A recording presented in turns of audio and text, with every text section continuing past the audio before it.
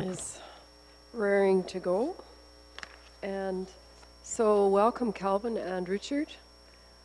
Thank you for your Rotary work. And we will do some introductions around the table, so if there's people here you don't know, you'll get to know. And at my age, it's always good to be refreshed with names at every given opportunity. So we'll go over to Lionel for a start.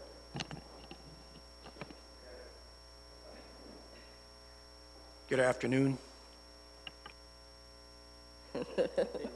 Okay. Good afternoon, Tracy Fife. Hello, Anne-Marie Phillipson. Hi, Brian DeJong. Clarence Amulon, Rolling Hills. Hi, Kevin Stevenson, County Administrator. Hi, I'm Kelly Chrisman. I'm from the area around Pisano. Hi, Wayne Hammergan, Division 4, which is Scandia, Rainier, and Bow City. Hello, I'm Ellen Unra, and I represent Division 7 around Rosemary. Hello, Ariana Nielsen, Executive Assistant. Lane Johnson, the Director of Corporate Services. And she's the one you got to watch out for, behind you there. Yeah, thank you. I'm Calvin Sturgeon, and Richard Gette is with me today, and we are representing the Rotary Club, which operates in Brooks and from the county. Obviously, Richard and I we both live in the county, but many Rotarians are from the city as well. And I want to thank you very much for allowing us to speak today. We won't try to take up a lot of your time, but we want to tell you about a project that the Rotary Club is undertaking, not just our club, but many of the clubs in southern Alberta, in conjunction with the Rotary clubs in Mexico. Although the Rotary Club does things here locally, and you're probably aware of a lot of them, there's also an international aspect to it. But in order to make the international components work, there have to be feet on the ground, being Rotary clubs in those host communities as well. And we've got a very strong club and a couple of strong individuals in Mazatlan who have identified needs in a couple of the states in the western part of Mexico, and are working with clubs here in Canada to fulfill those needs. And so I'll just start into the presentation here. In 2019, the Grasslands School Board was good enough to present us with a school bus that was redundant to their needs.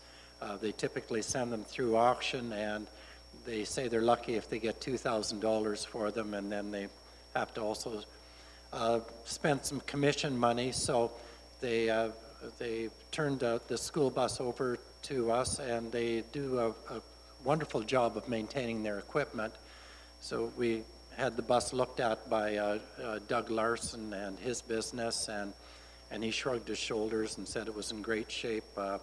We have a Rotary Club member who has a body shop. He had a look at it and said there really wasn't anything that needed doing on it. So although it was redundant to their needs, it was still a good unit.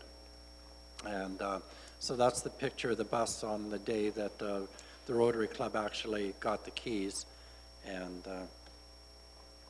And it's a Brooks collision where it sat for the summer. In 2019, there were 6 vehicles that went down. There was, of course, the school bus from Brooks, Newell County here. The red fire truck, that was from Rocky View.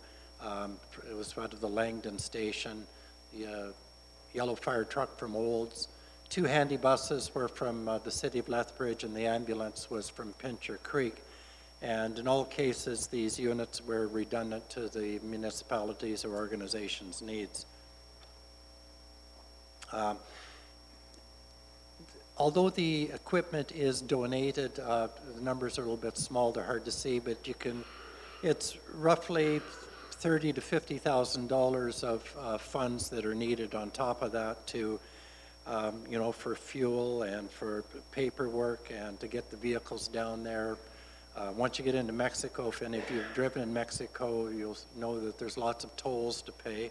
Even though the fuel's not expensive, the tolls are pretty pricey. And so, the drivers, and Richard and I were both drivers. Another driver this year was Greg Patterson, who also lives in the county, coincidentally. And the drivers pay their own expenses, so that isn't part of the budget. The reason I have this picture is to point out the decals on the school bus here. You'll see it now has the Rotary decal on it and the twin flags of Canada and Mexico and the Los Amigos sticker on it. Bill at Grassland said, you want us to take off the Grassland school board lettering. And the word we got back from the people in Mazatlan was, oh no, the communities love to know where these vehicles have come from. And they also like to point out that there's communities that care enough about what happens to them that they make these things available to them, and it's a reminder. So if you go down to the state of Sinaloa, around Navalato, you may see a Grassland school bus there. The reason that I have this particular video was broadcast a lot when we were in Mexico. These were the school buses as they were leaving Lethbridge and going down. Our group ended up in a city, Culiacan, and it was communities around Culiacan where some of the equipment went. Now, Culiacan's a city nearly the size of Edmonton, and they have a professional baseball team. And this particular video, along with an explanation of what happened, was played on the Jumbotron in the stadium, not only while we were there, but for the next month, apparently. And it was also on local news media. So it isn't just a matter of taking these vehicles down and throwing the keys and waving goodbye and leaving. There's a lot of, they're very grateful to get them, and there's a lot of ceremonies and protocols and everything that goes along with this project as well. These are the three drivers from the county, as it turns out, that ended up going down to Mexico this year. It took us 7 days to get from Lethbridge to Mazatlan area. Mazatlan and Culiacan are only about 3 hours apart. And they allow for 1 day at the Mexican border because it just takes hours to get through it. And being on a Monday morning, there's a lot of commercial traffic goes through the border at the crossing we were at Nogales, and commercial traffic takes precedence to our projects, so we sit and wait. It took 6.5 hours this year, which I guess wasn't too bad. And a couple of the bottom pictures, that just shows a couple of lots of transports, but these are a couple of the other commercial vehicles they had to deal with before us. There were some hiccups along the way, nothing major, some overheating vehicles, but that was with bottled water, that was fixed. Muffler came apart, not a big deal. The school bus had no problems at all. This is the lineup of the vehicles once they got to Mexico. When we got to Mexico, the local firemen, the bomberos, they hosted us, they shuttled us around. Many or most, I don't know quite how to phrase it, of these bomberos are volunteers. And this is in a city of almost 500,000 people. They acquire their own equipment, they buy their own uniforms, and they were very, very gracious, very charitable with their time and shuttling us around. And they also, the bomberos, they also take upon themselves to help train firemen in the smaller communities as well, again, on their own time, because it isn't something that the municipalities give them a lot of money for. And more about that a little bit later. But this is when the keys were transferred over to the municipality of Navalato. The man in the yellow shirt, he was the president of the municipality of Navalato. There's also a town of Navalato where the bus is going to be based out of. And the lady in the yellow shirt is his wife, and I have to tell you, the first lady of these municipalities, they have a special role. And it's usually the men who end up being the presidents or the mayors. And the wives, their official duty is to look after the social services in the area. So even though he's elected, she has a role. So anyway, so she accepted the keys because the bus was going to be used by the DIF, which is the social services department of that area. This is another.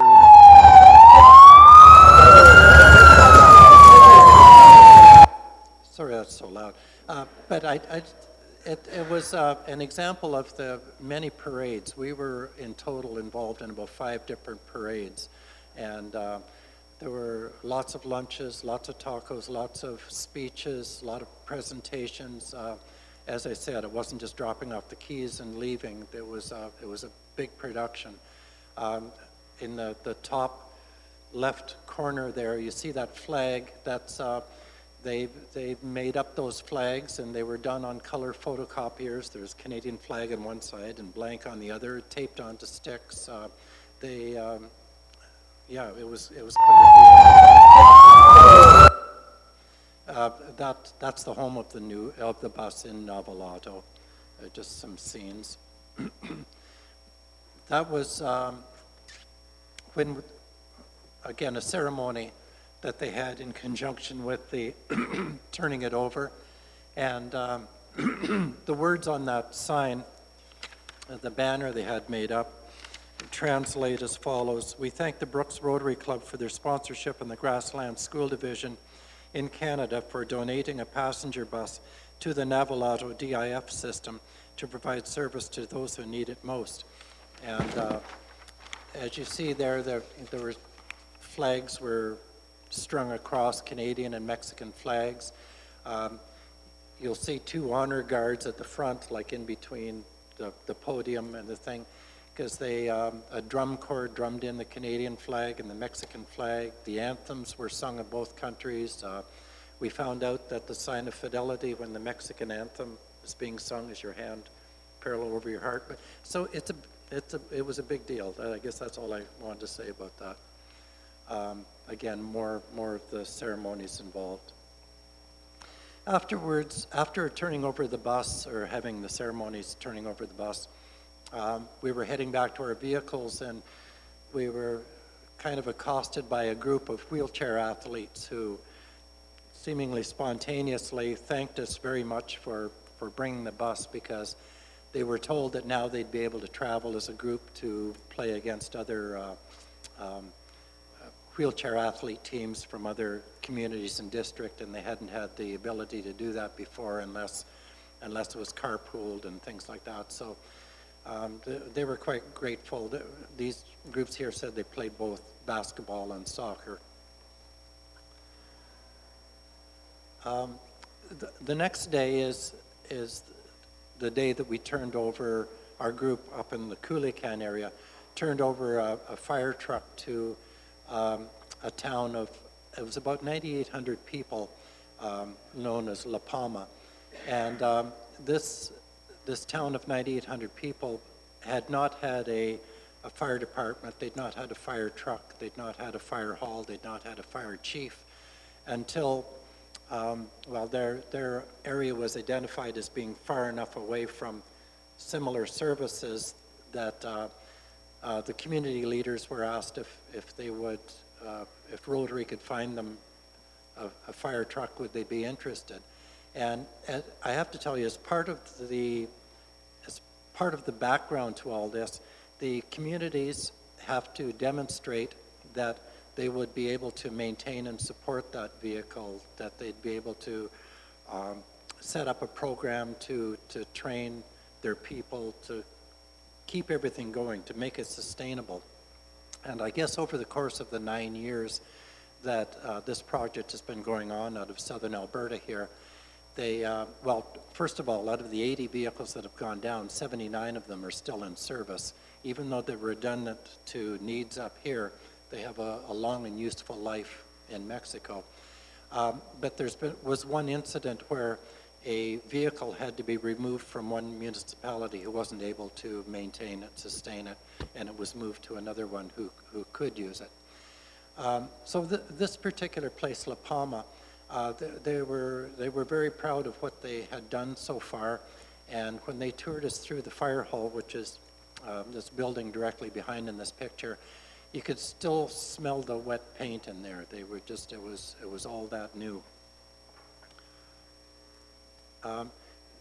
In addition to the vehicles, there's also equipment that ends up being taken down. This was turnout equipment that had been donated, and you know, it also finds a home in these communities, these fire halls that don't have anything. And I was going to talk to you about why these communities of these size don't seem to have anything, and I don't have a clear answer, but on the second day I ended up sitting at a table with that president of Navalato, and I asked him respectfully, you know, why aren't these things being acquired? And he said, well, there's just not the tax base. This was done through interpreters. It was just, it just isn't the tax base. So I asked, you know, why not? Is there just not enough value? And he said, well, not everybody pays taxes. And I said, are some people too poor to pay taxes? And he said, well, yeah, that explains part of it. And he said, other people just don't pay. And so I tried to explain to him as well as I knew that where I come from, if people don't pay, the proceeds of the property are used to pay taxes. And he looked at me like I was from outer space. So it's just a different system. I mean, it's neither right nor wrong. It's just different, and there are needs there.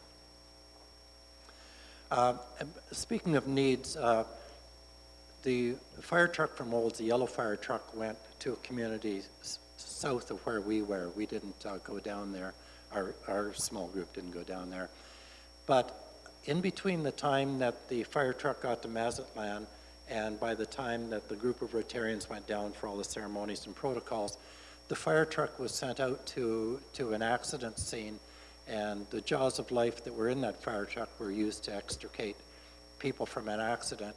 And so this stuff when it goes down there, it doesn't sit around. It's put to work right away. So we had these pictures before we left. And again, they're just very grateful. They were always giving us certificates of thanks and plaques and feeding us very well. So I just wanted to thank you again for allowing us the time to show you this. Our purpose was to ensure that you fully appreciated the impact that donations coming out of this community that might be otherwise redundant equipment can make on other communities elsewhere. We also wanted to encourage you to think about this project if you have or become aware of vehicles or equipment, either under your jurisdiction or some other way, that maybe can be used elsewhere. We're well aware of your obligations to your constituents and your taxpayers. All we're really asking for as a group is to be allowed the occasion to see if an acquisition of such things can be facilitated between yourselves or another group and Rotary to make these items available and give them a new opportunity to improve lives elsewhere. Thank you very much. Yeah, as you can see, the turnout gear, a lot of that stuff is 20 years old or older, and here we're mandated to replace it, right? Well, they're not. And so turnout gear, self-contained breathing apparatuses, I've got access to. We've taken down some oxygen tanks, as long as they're metal and they can be x-rayed to be in good, stable condition, they'll accept them. And we just, if anybody knows of anything like that, from our rural fire halls that got stuff in the back corner, I got a contribution coming from the Village of Standard. They've identified some stuff that got cleared out of the fire hall, and So we'll be picking that up and seeing if we can get that through. And sometimes that takes a little bit more to turn out gear to get across. But it is quite an experience. I hope to go for my 3rd year this year with him. And I think the biggest thing I get out of it is just the gratification. You're able to give people a hand up, and they're just so grateful for a hand up. They're not looking for a hand out. They're asking for a hand up. So thank you. I would like to add one more thing, if I could. In addition to that turnout gear you saw there that we took down, we also took down about 24 wheelchairs and walkers and so on, and they all went in the bus. The bus ended up, there were only about 2 empty seats, and all of those went down, and again, the Rotary clubs in Mazatlan find people that have needs of those things, and they go where they need to go. 2 years ago, there was musical instruments that went down, and they went down to a volunteer school in a town called Rosario, where some teachers had set up on a volunteer basis a music instruction school for sort of after school sort of thing to give kids something else to do so they didn't get involved with the narco gangs or the gang stuff that was going down there. And so they, in order to do that, they needed musical instruments, and they weren't forthcoming through other things, so a lot of them came out of Lethbridge. So yeah, if you use your imagination, there are a lot of needs, and we have a lot in Canada, so yeah. Thank you so much. Questions people have? Brian?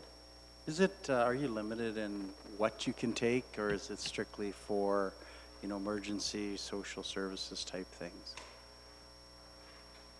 For the most part, it is for emergency social services aspect, because like we've taken down, the 2 years I was involved, we took down wheelchairs first as well. The first year there was people waiting for us at the park asking for wheelchairs. And we had no say in the matter, but yeah, wheelchairs, walkers. Last year I took 3 walkers from here and 1 wheelchair that got given to us to be able to take along down. So that's the other thing. We just want to promote and let people know that, sometimes I have to hang on to it for almost a year, but we'll get it there. Which is good to know. It's not just about vehicles. Trace? You had said that it costs about approximately $50,000 to take 1 vehicle down. How do you know? No, 50,000 was the total cost that 1 year. What happened was there was 3 breakdowns of vehicles, and so because the vehicles, they broke down in the U.S., we can't leave them in the U.S., we had to haul them back to Canada. So that's why that year it became really expensive for them. Since then, our leader has developed a really good check program on what we have to do with the vehicles every day.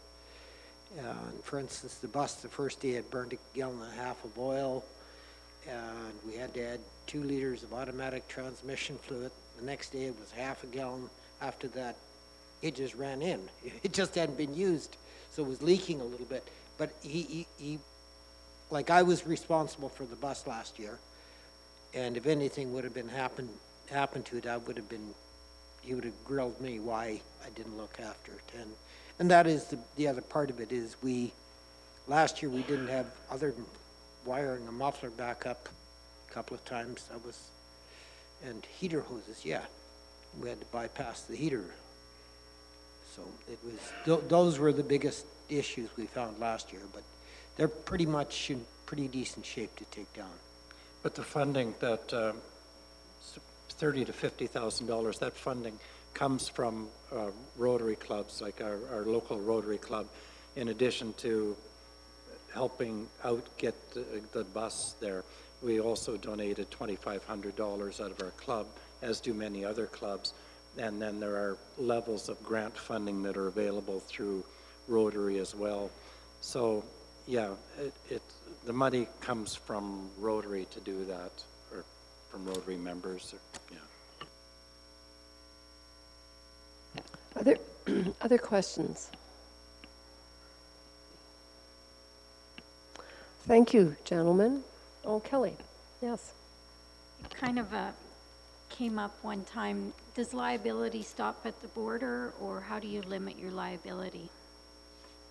Ability is, we are liable for everything that happens until we pull into the park in Mazatlan. Once we stop, park that bus or that unit in Mazatlan, our liability ends. We, as a club, as Rotary, have an insurance policy that covers us to Mazatlan, no further. After that, the Mexican, the recipients look after it, and they're the ones that are liable. But until that point, and to be able to get across the U.S. border, we had to have a special letter to drive through the U.S. this time. So we do have a lawyer in our group as well. We do. She traveled with us. Yeah. Talents, it's sort of, yeah, that's great. Nothing else? Last chance? Thank you for giving of your time today and for all that you do with your time and energy in this project. And it's good to know about this, and it helps us think about what we might, how we might be able to participate. Thank you.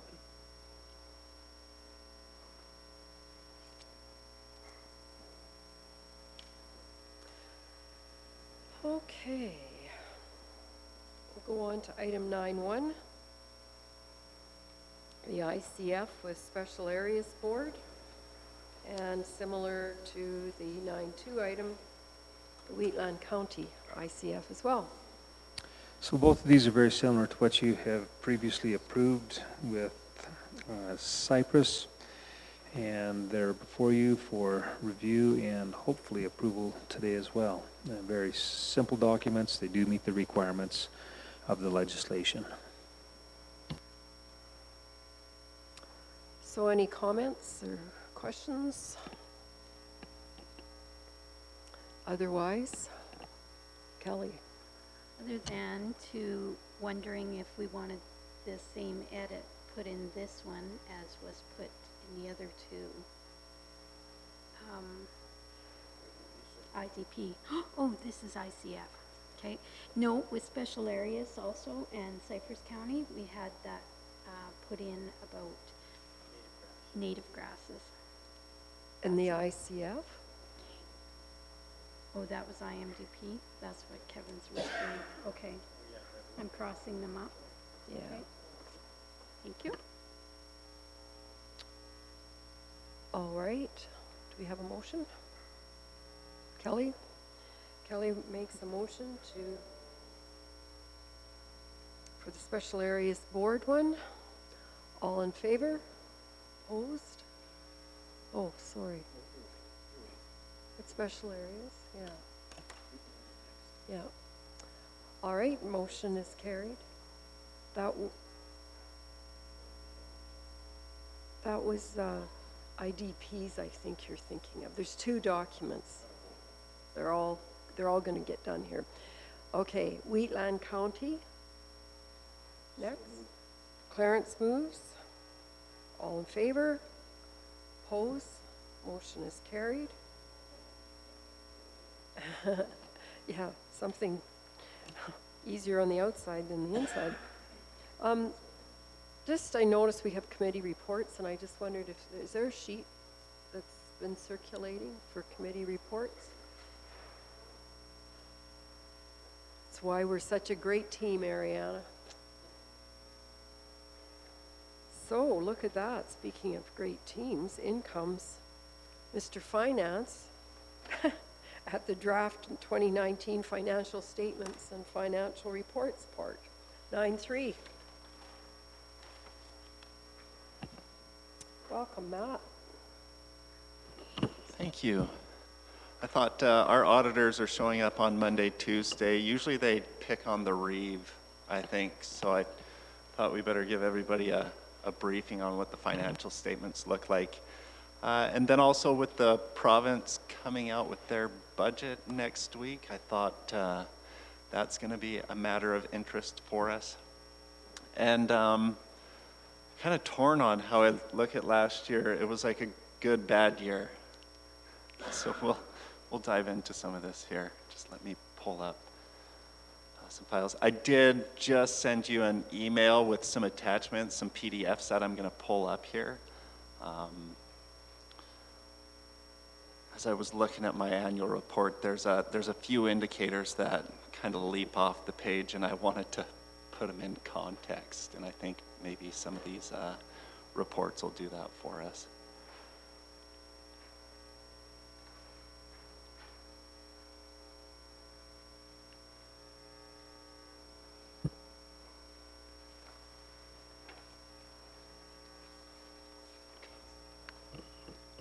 All right, so I assume you've had a chance to look at the financial statements. The good news is we had a surplus. We were expecting a surplus of around $6 million. It came in quite a bit higher than the $6 million we had budgeted for, closer to 12.3. A lot of that's due to how well our investment portfolio performed. I just got the Q4 report from CIBC. And over the year, we were north of 7%. So that's not typical on a fixed income portfolio, but that helps. We want those kinds of wins where the net worth goes up and it's not at the expense of our taxpayers. The other side of it would have been the well drilling tax. Torxon was really busy last year, and that came in substantially higher. So we were to the good about $3 million on the revenues, and I don't know if people just got lazy last year on the operating expense side of things, but we were about $3 million underspent there. Some of it, yeah, it's a good thing. I think it's a good thing. I'm not sure how much of it is we didn't do what we said we were going to do, or some of it is just like one of the things that fell out is we were underspent on calcium.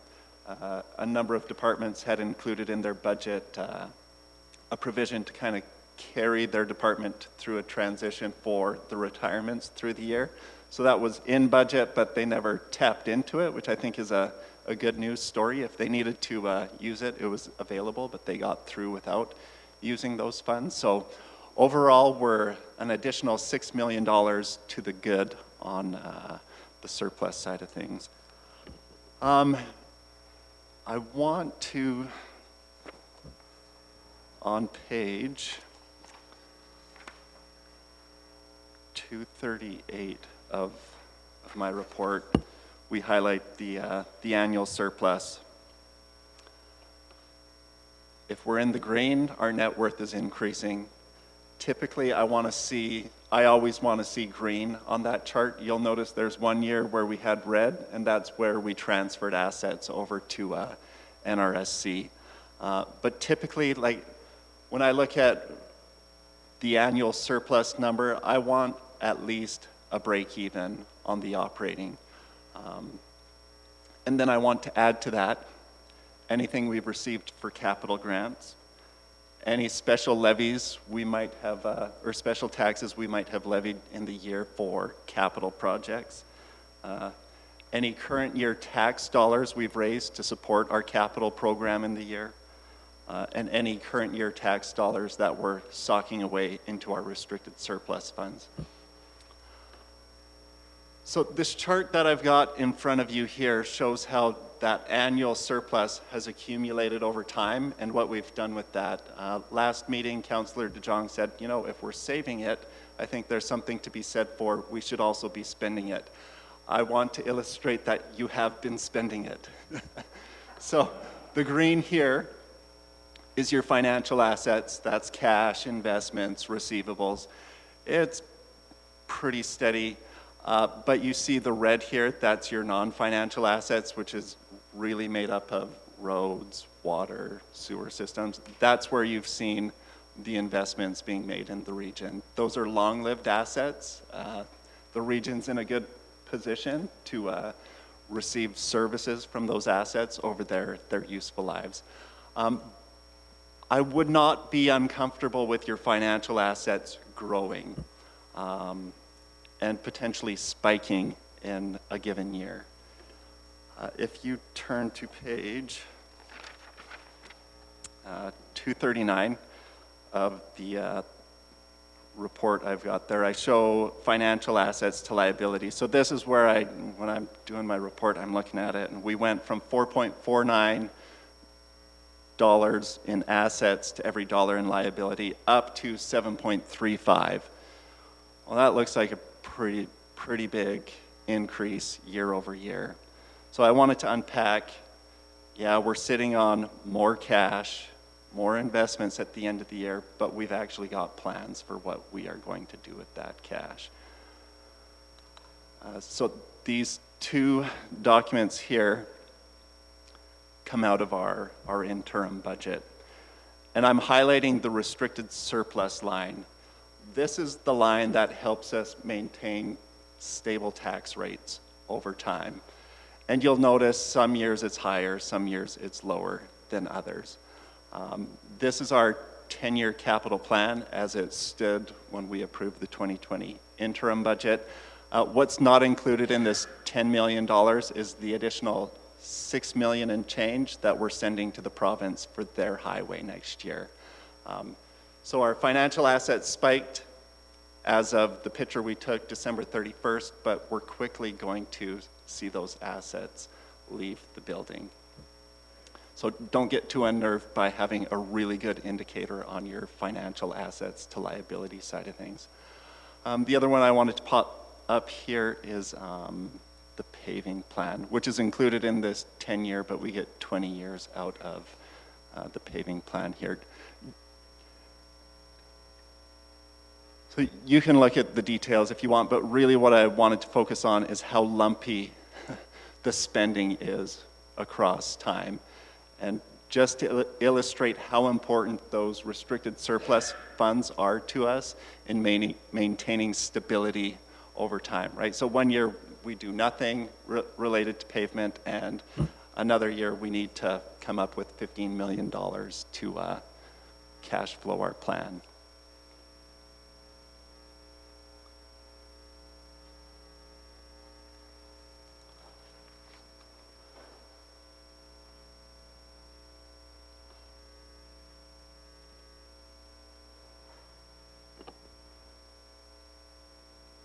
Sorry, just bear with me here.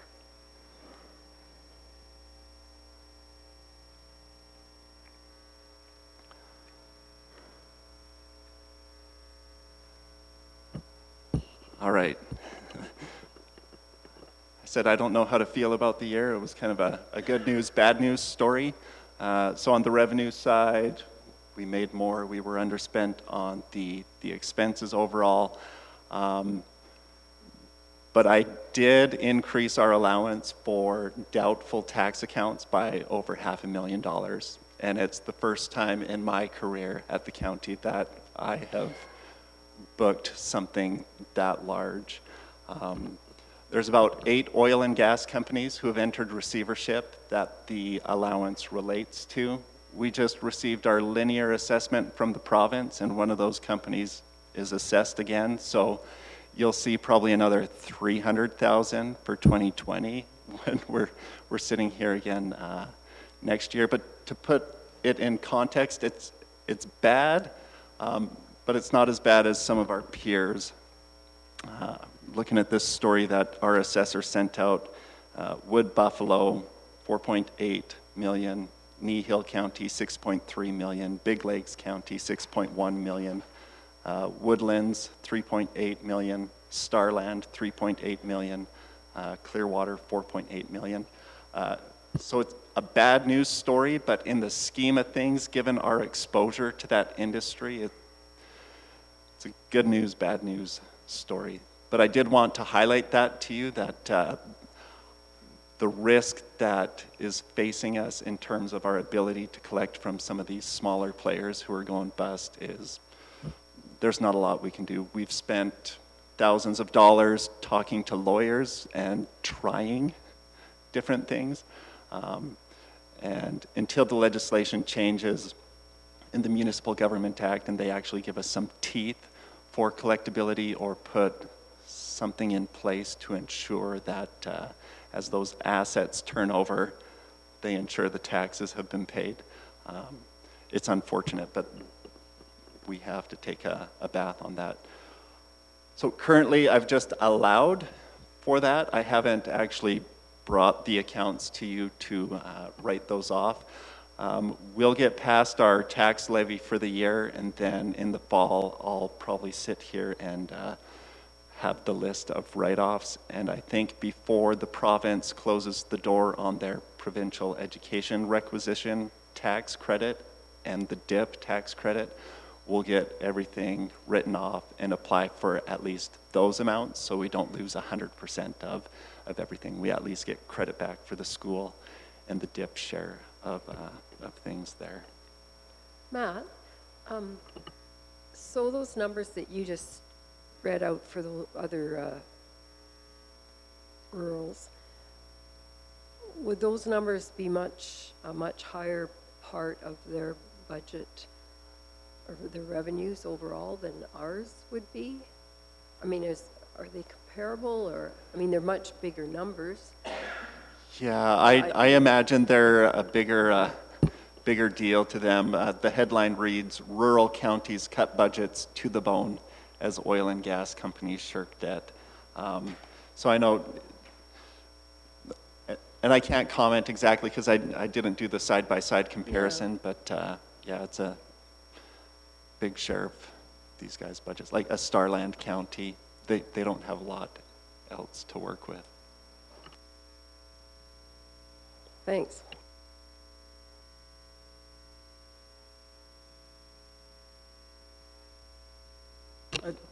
Now, I got this from somewhere, but someone from the government, and it might have been Jason, our premier, made a comment that we shouldn't.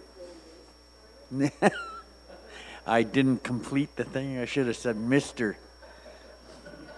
But anyways, he made a comment that we shouldn't be worrying about these getting the money from these oil companies. We should be worrying about getting them back into financial shape. But does he, I guess this is a stupid, does he really understand how the municipalities work in this province? No. Yeah. I can't answer that question. I think both are correct. We want them healthy. We want them operating, providing jobs. But we also, it's like, if you do not pay your income tax bill, there is no patience from the feds or the province.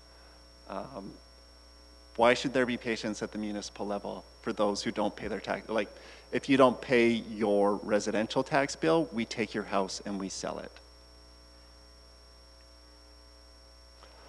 It's harder to confiscate and resell gas pipelines. And there's bigger risks associated with it. So, like, our hands are tied for some of that stuff, right? But the fact that there's currently loopholes that let these guys get out of it, that needs to be addressed, and they also need to address the pipeline issue, whatever else is there that they can do structurally to help these companies. I don't know that you're going to see everything turn around on municipal taxes. You know, we could cut our municipal taxes by 30%, and I don't know that that's going to be the shot in the arm that any industry needs. Can you tell that to our friends who visited us last week? We were in the green, right? I think we're in the good books because we're competitive. And I think that's the other point I want to make, just going into provincial budget season as we approach our own final budget. Like, our net worth has increased. That's a good thing. There's quite a few big projects in there. The $20 million building we're sitting in, a $50 million rural water project. all kinds of paving. Like, you've created a region that is well prepared to support the economic activity that may occur. And we've done it with very competitive tax rates across the board, right? Farmland, residential. I know residential, we're like middle of the pack compared to other municipalities, but in the scheme of things, like a tax rate of 4.4 for residential isn't outrageous. And on the non-res side, we've been very competitive as well. So I don't think that anybody can argue that the tax rates that council has set has gouged industry. We've really got to a point where we're in a good position to deal with the volatility that's now in front of us. You've got flexibility, you've got borrowing room, you're sitting on investments. And you've also got a long-term plan. So when the government throws anything at us, we can actually articulate now what that's gonna do to us 20 years down the line. So I'm hoping that we get pulled into some of the more robust stakeholder engagement that's underway right now. I don't know if there's any other questions on the financial statements or the draft annual report. I try to keep it relatively brief, relatively simple, but if there's something that you've got a question about that you think would be valuable to get into the final draft, I'm open to that. I did see Ariana's RFD about annual reports and how little ours get accessed, so I want to think they're important, but I don't know that anybody's looking at them.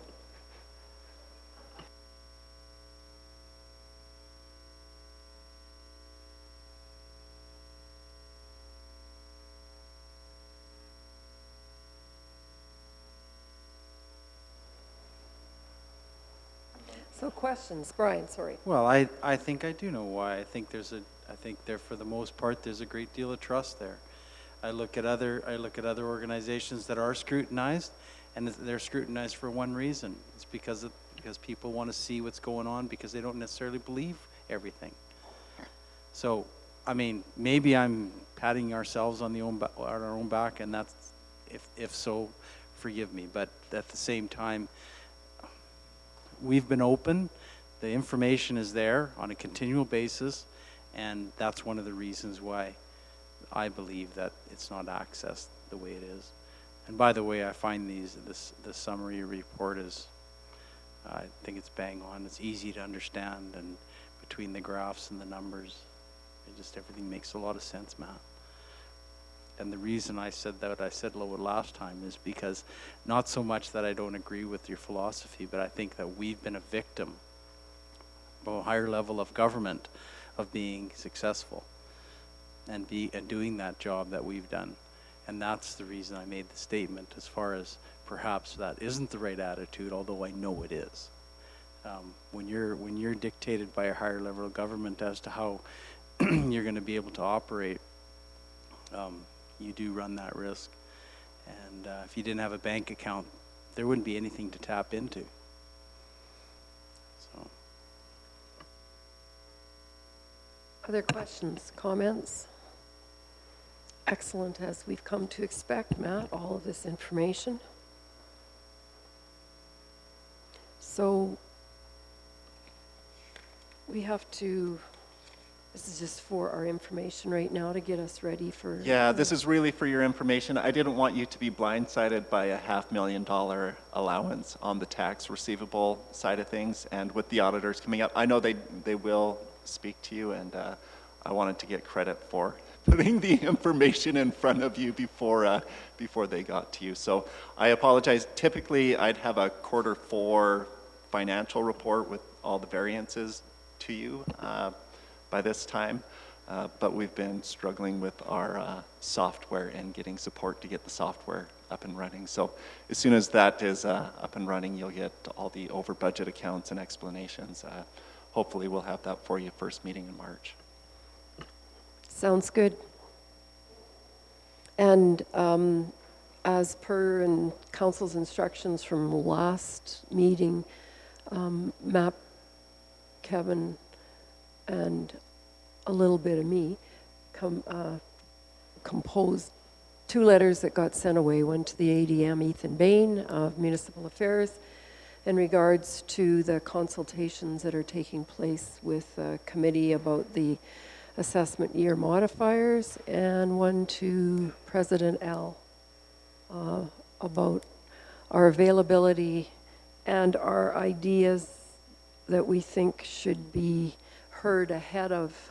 The more I got involved in thinking about it, I just began thinking about how the provincial government has done consultations up until now, and the police costing one, for example, I mean, there really wasn't much changed after they made their decisions.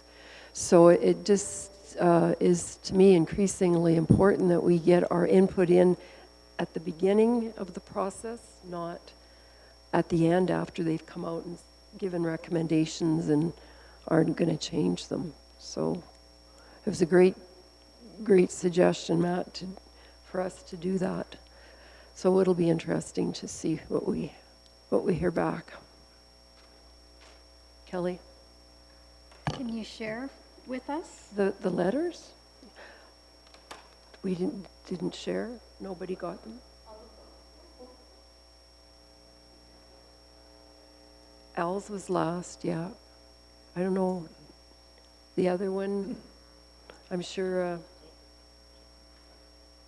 Ethan Bain was the other one. Yeah. Yeah. Oh. Well, I know there's a lot of emails, so. All right. Thank you, Matt.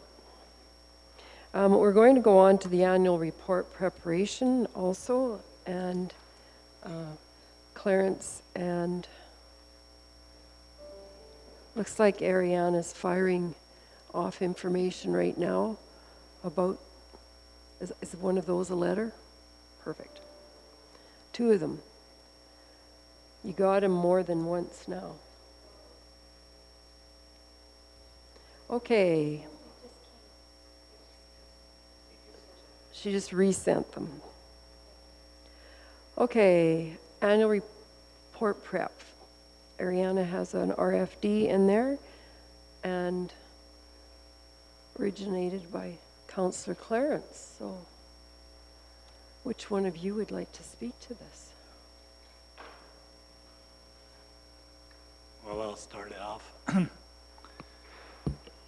As you know, both Molly and I write a report every year.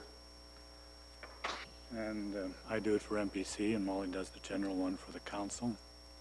And I got looking at what the MPC one has said over the years, and I get the information from staff, and I edit it and editorialize it, and I write it. Then Mariana was good enough to send back to, I don't know, sometime before anybody here was even on council, I think, on who was writing reports. And we used to have an Ag Service Board report when it was a separate entity, and we had a municipal report when it was a separate entity, and I think it's just about time that maybe we still have those reports, but they're written by the people that actually manage them. Todd writes something, Matt writes something, Mark writes something. I thought it was just about time that maybe MPC staff should do the same thing, rather than me just getting information from them and editorializing it a little bit and sending it out. Maria gave a really good year-end report in January. It probably could go right into there as the MPC report with maybe a few add additions, knowing that that's what it was. But I think staff is perfectly capable of writing what's happening as far as MPC is concerned, and I don't really think the chair adds a whole lot to it other than copy their numbers. So I thought it might be time when Maria sent me a note and said, "How is this always done?" I replied to her that, well, you send me the stats, I write the numbers and write a little bit of a story. you might as well just maybe do it rather than me editorialize it. Talked to Molly about it, and she said we should bring it before council, so that's what we're doing. And what I'm suggesting is that we let our municipal planning staff write our reports because they are the people doing the work. Any objections to that? I'm trying to figure out how I can.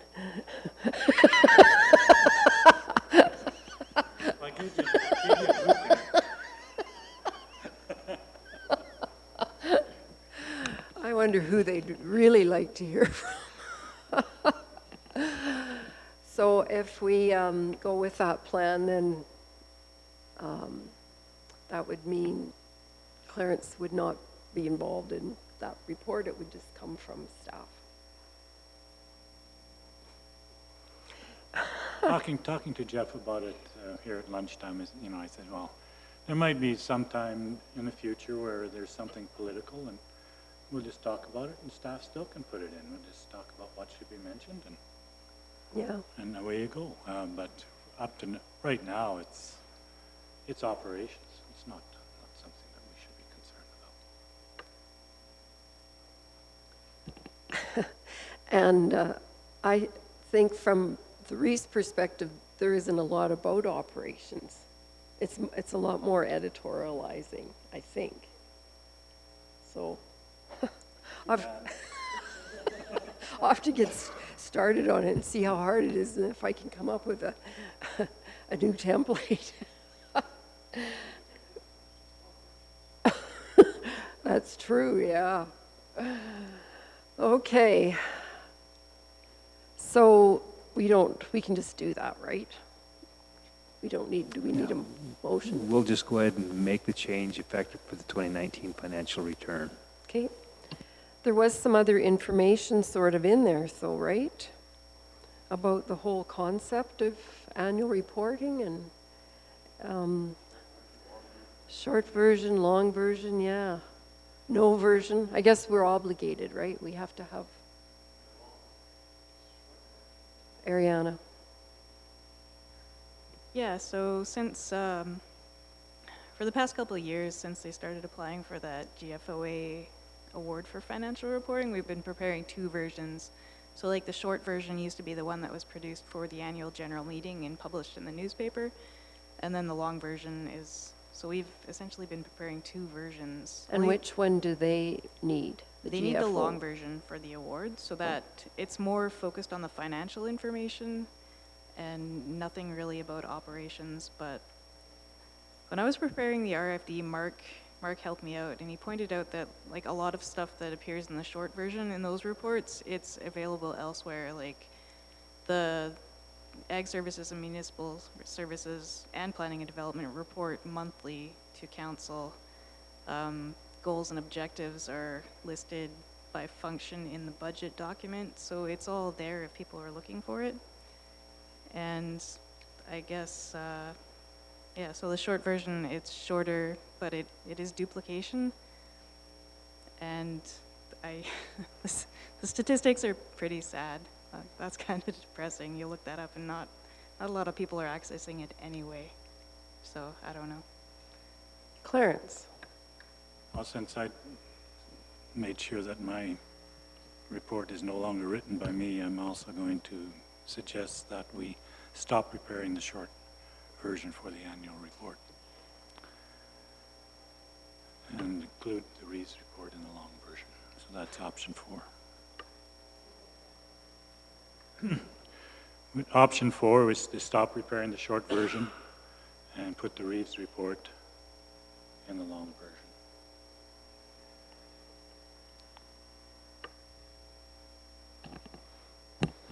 Comments? Lane?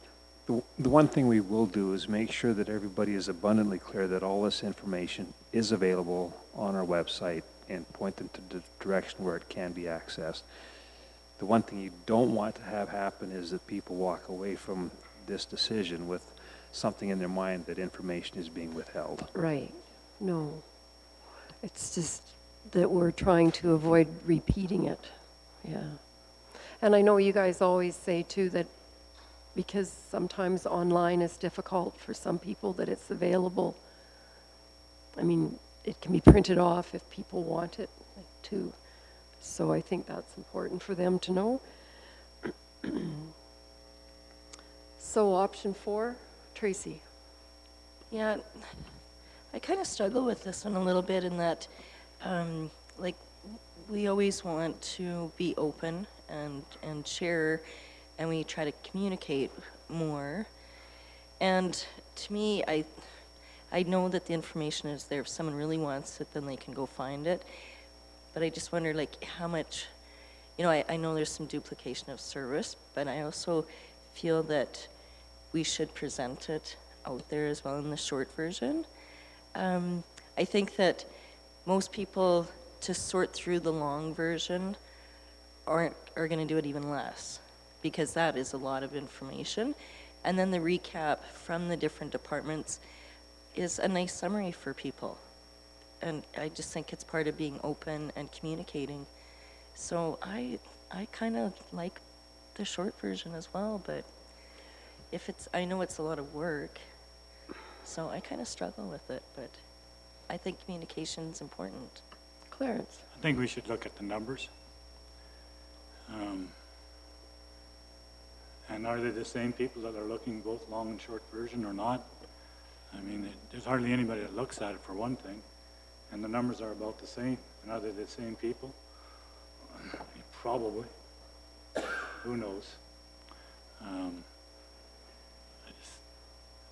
Our staff does a lot of work to make some of this stuff, and I just don't think it's getting the results.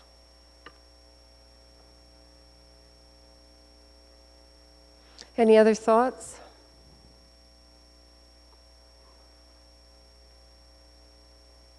Kelly?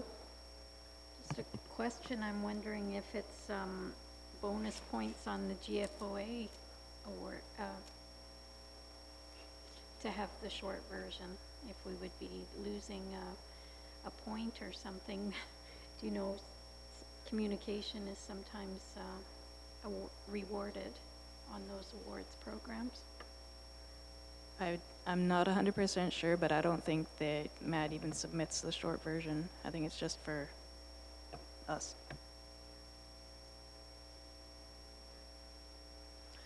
We could try it this year. You know, see how it goes with that. What do people think? Brian? Yeah, I think trying something different. I mean, you reevaluate it next year, and if your numbers show something different, or maybe calls to the office say, well, how come you changed it, and why am I missing this report then? And if it's, I'm try something different. You're not getting many people reading it, and I don't think it'll change. Like, I think you're going to see the same number, unless the something gets reported that there's some misappropriation of funds or whatever, and people are trying to find it. Maybe that's the way to get people to dig up our report. Start some nasty rumors. Just forget I said that, Sandra, okay? How does that sound? Do we need a motion for this? Yep. Okay. I'll make it. Clarence makes a motion for option 4 to continue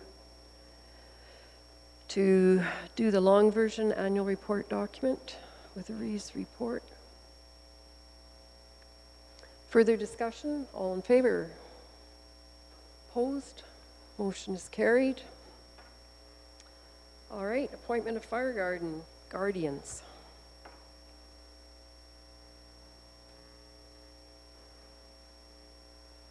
This is just an annual process. Kelly?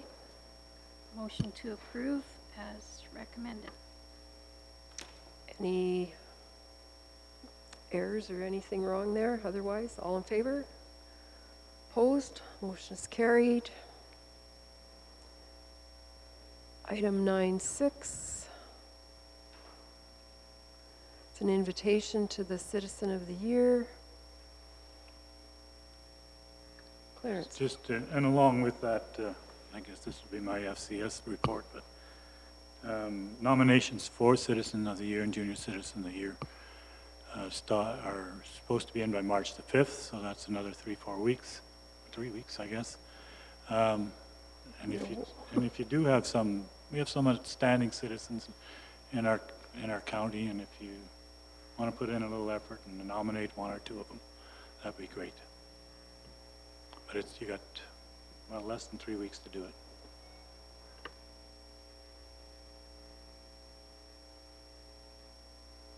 Did you want to move the proclamation for Volunteer Week too?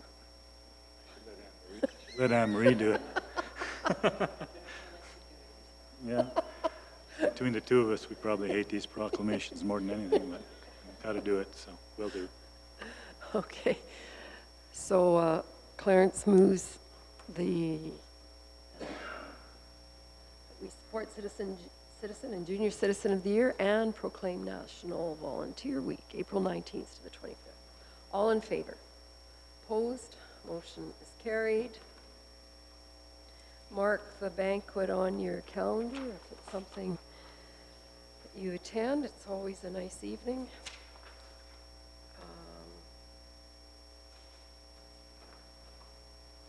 Councillor payment sheets. Motion to, Clarence, yeah. Oh, this must be my meeting for talking or something. But, just a couple things. We didn't do a lot of changes on the ASB thing. And I'm finding that it's very difficult to just add things when you see something missing, and if you don't know if people have receipts for them or have they forgot it, so I just want to make sure that everyone knows that you could claim your park passes. So if you have a receipt for it for 3 or 4 days, you can do that. If you parked somewhere and it cost you some dollars and you have receipts for it, claim it. If you didn't claim for the wine and cheese, which was actually a little bit more than wine and cheese, on the opening night, you can claim it because there were opening speeches, there was people there. I'm not sure if the minister was there, but there was different speakers speaking at it. So 2 hours is certainly not out of line for that if you were there for it. The last day, there was a plastics presentation. I think it started at 8:45, and then there was the open forum with the ministers. I'm not sure how many were there. But those are things that you can claim, and some of you didn't. I didn't know if you were there or not, and we don't like guessing whether you're there or not. There's some people claim for $20 for lunch because there wasn't a lunch on the last day. That is claimable. Some of you did, some of you didn't. I want everybody to know you can. So just to make sure that everybody is aware of what can be claimed, and if you miss some of those things, put it on February's and we'll allow it. And that's all I want to say about it. But it's very hard for the compensation committee to just say, well, you were there, why didn't you claim for it? It's a lot easier if you will claim it in the first place rather than us pointing it out. So just maybe a little bit more, spend a little more time, just think what you've done and be aware of where you've been, and do it quickly after the fact. It always helps. But it's very difficult for us we know you're there and you haven't claimed it. Why didn't you want to claim it, or did you just forget? We can't. We're always guessing on those things. So we're just asking for a little more help on it. And there were some real obvious ones this time that we didn't put in. So if you're one of those people that didn't claim for some of those things that I mentioned, please do in February, and we'll take it from there. Other than that, I'd like to move the review. Just as long as there's no Joe Magliocas around the table, we're all safe. There are no Joe Magliocas around this council, let me tell you. People are underclaiming most of the time. Yes.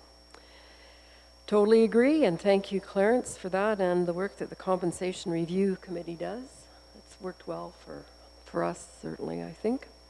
Clarence's motion is to accept. All in favor? Opposed? Motion is carried. No.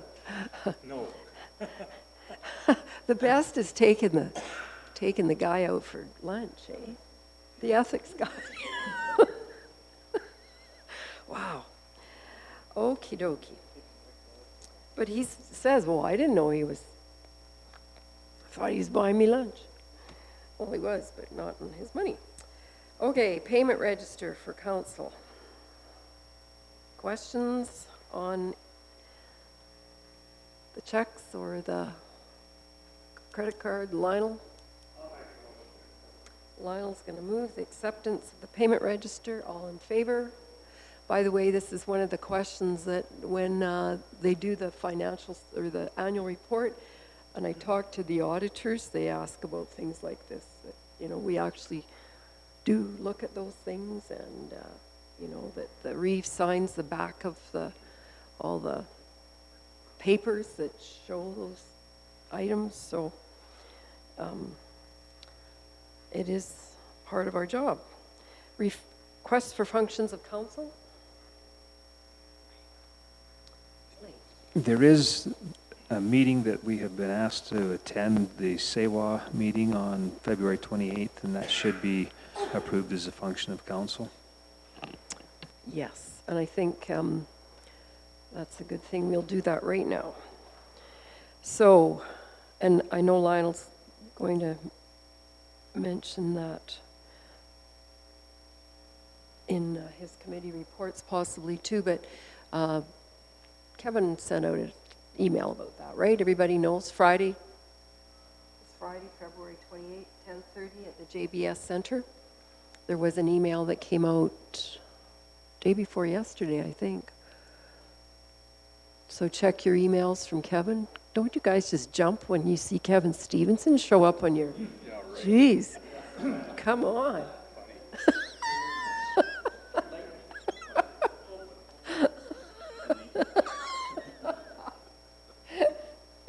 Well, I do.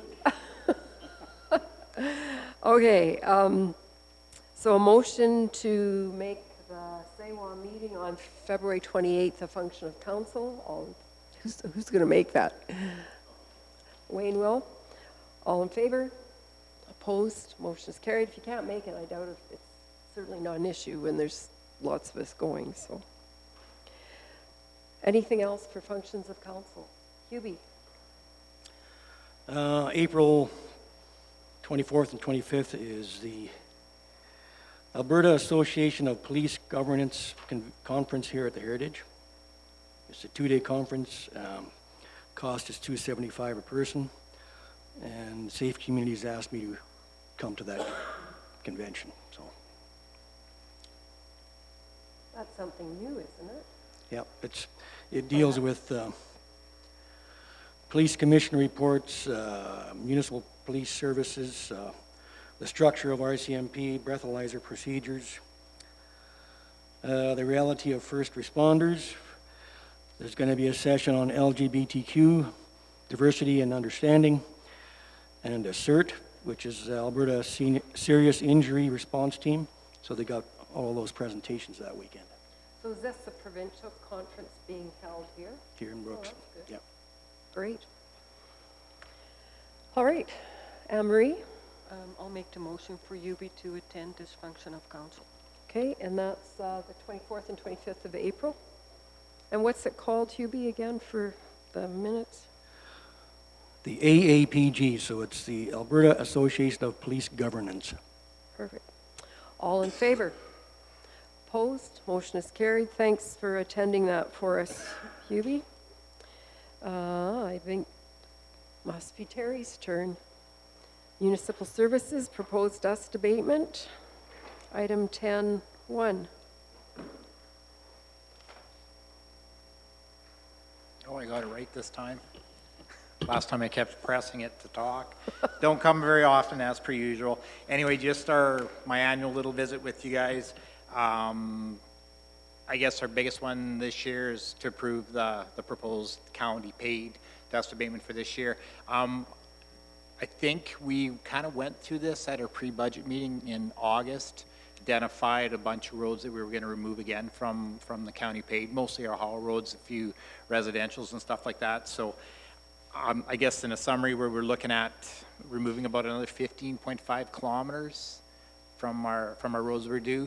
I think Mark did make a recommendation. We talked about reducing our intersections by about, I think, 10 or 15%. I sat down at my grader operators. We had a meeting in there, and I just asked those guys, like, what do we really need to do and what can you guys live without? Just to vent and try to trimming stuff back there. So we did cut heavily off on them too. So we mostly concentrate on intersections that are really heavily traveled. So I think we took out 170 intersections on our paved roads. Basically anything, a gravel road that came to any paved road, so being provincial ours, we put calcium for 50 meters just to help out with the washboard that at those intersections there. So I asked the operators, they were good with it. They gave me a list of what they wanted to remove, so we took them off there. So we took another 10 kilometers off. So the 15 and a half plus another 10 for this year. So we'll give it a try. Intersections are nice because they're so small and they're very, very, very time consuming for applying them, because you're opening up a little section, putting down calcium, and we do that. What did I have on there? Like a 265 that we do every year too. So as far as making everything a lot quicker and more efficient, it's going to do really good too. A lot of stuff on the outstretch of the county. We just drive up there and do 100 meters on both sides of a paved road. So that's what we're looking at. So yeah, we'll cut that down. You guys already had the list in there. We have, I think, only had about 8 or 10 left that we may look at that again, where we actually pay for. So like Westland Acres, we got 2 industrial subdivisions that we still put calcium on there. Those do save us a lot of time because we have to get a grader in there and grade them up quite frequently. At least we can get away with not having to grade them as much. Yeah, that was about it. And we took the rest off. So yeah, just have them in there, and you guys like what we got planned there, and we'll go for it, I guess. Try again. I think it's great that the grader operators were involved. I mean, that makes sense. They're the ones that know their roads. So yeah, usually because they come to me after, Schroeder, what are you doing? So yes, we get together every two months now and try to get them as much. They know that. They know those roads better than I do. Well, a lot better than we do. Yeah. I like that. That's good. Good job. Yep. So, recommended action, Brian. I'll move as presented. Okay. County approves the plan as presented. All in favor? Opposed? Motion is carried. Anne-Marie. I have a question for you, Terry. Did you find another grader operator for Division 3? We're advertising right now. I have applications in.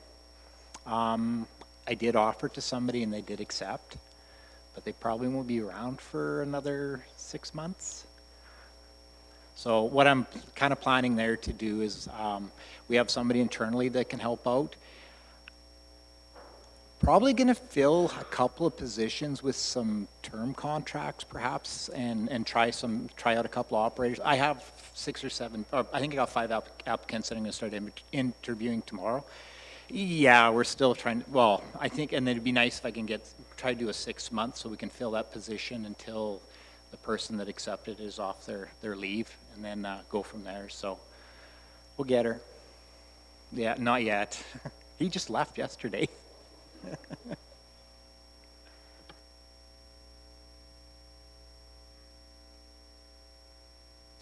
Terry, shoulder pulls. Any response from the public to your office? Lately? Not lately. A little bit. We get a little bit of feedback in the summertime when we're out there and we have the stakes and stuff out like that. We get a lot of questions asked on that, but it's been quiet so far. It'll pick up again in the spring, as it always does. Rolling Hills, no. Nothing in Rolling Hills yet, I don't think. Very little. Yeah, just feedback from Tilly, and we had lots of feedback in somewhere else too, right in Bazzano. No, it's quiet so far.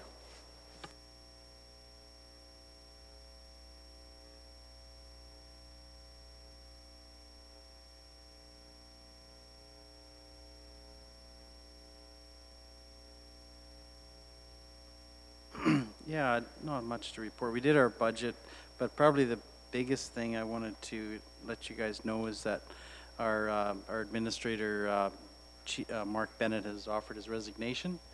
And so July 2nd will be his last year. And yeah, he's decided to hang him up and fully retire, so good for him. You know, he will be missed, but he's been a great mentor to, we're probably going to replace, I'm going to say we will replace him internally by his second in command, who's been with him for 19 years. So, young man, Mike Murray is his name, but I have full confidence that he'll do an excellent job. So, and he does most of the grant approval stuff for the stewardship people that we fund and help. So, yeah, so I know most of you know Mark, so I thought I'd better pass that along if you do see him in your travels. That wish him well. He's looking forward to it. So, and I'll do 911 while I got the mic. 911, we had a meeting. Just last couple weeks ago, and one of the things that's it's not critical, but our contract with Red Deer is up this year, and so we will be re-tendering that. The interesting thing, and as I have to thank Sandra for this information, is she provided me with the Alberta Health Services report, and in there it mentions the recommendation that for the dispatch for Alberta Health be rationalized or shut down of the dispatch centers, and one of them is Red Deer. So, I mean, yes, do we know whether those issues are going to be acted upon in that report or not? We don't know. But one was Lethbridge, Calgary, Red Deer, and I think Fort McMurray were the other. They figured that Alberta Health can do all their dispatch out of Calgary and Edmonton and save about $5 million a year. Anyway, so that's so because of that, we were prepared to start going through the tendering process to accommodate our needs at 911, but we're probably going to wait till after budget time and after some of these things that are going to determine maybe if these places are viable or not to tender. So, I mean, we have the full year. We have until the end of December before the contract runs out, so there's sufficient time. But I just wanted to bring that to your guys' attention in case you hear stuff going around. So the recommendation is for, you said Calgary or Calgary and Edmonton, or just? I think the way, and I don't have it in front of me, but I think it is for Calgary and Edmonton to do the Alberta Health Services, so the ambulance dispatch out of just those two facilities. They have their own dispatch facilities, and they just, they use the other ones too, but I think that's where they think they can save some money. So, I mean, that was just an auditor's report, basically. Yeah. So, I mean, the government's going to look at it and decide what they're going to implement and what they're not. They might leave it alone. And we've been very happy with Red Deer. But because of it is our biggest line item, we would tender it no matter whether Red Deer was our go-to or not. It's not like we weren't going to take the process through, but we're just going to hold off and see if that affects their ability to be competitive or not. That's been a really contentious issue over the years too, has it not? Dispatch. Well, I mean, there's money in dispatch, right? Like they get paid to dispatch, so it is fairly competitive. And I mean, before my time on 911, it was FREMS, and then FREMS became too expensive, and I mean, that's when our group went with Red Deer. And I mean, I think it cut their costs in half and had better service, or equal service. I shouldn't say better. I didn't think it was bad, but I didn't get that impression anyways. So, but yeah, I think it's a fairly competitive market, and I think competition is always a good thing. But when you look at it from Alberta Health, maybe they're looking at it from a different viewpoint. And other than that, I mean, you guys heard Stuart when he was here last week about the new radios. They seem to be working very well. The thing that I brought up a while ago about Vulcan offering radio to Halo, that has been done. They have followed through and done that. So we wanted to just let them play their role out, and if they weren't, then we were gonna fill in if they needed it. And but they've offered their services or AFRAX radio to Halo, so they're all linked to.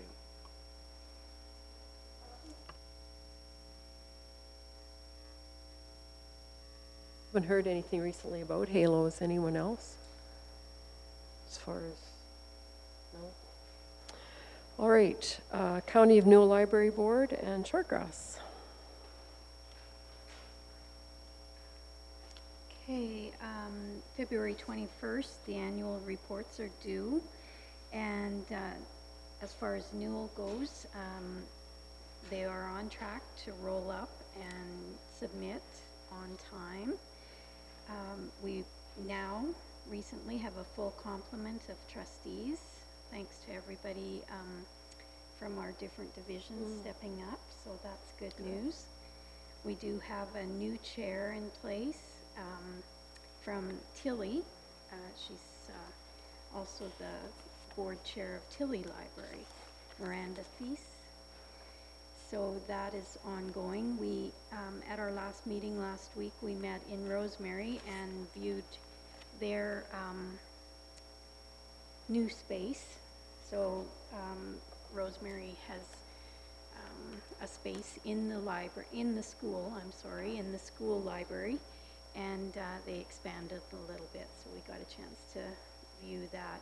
And just know that anybody with a library card, your library card is good anywhere in the county, so feel free to stop in if the library is open wherever you may be.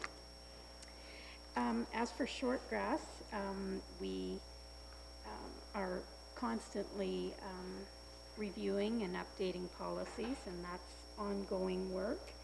Their annual report is also due February 21st, and we just yesterday had a Shortgrass meeting and we approved the annual report there.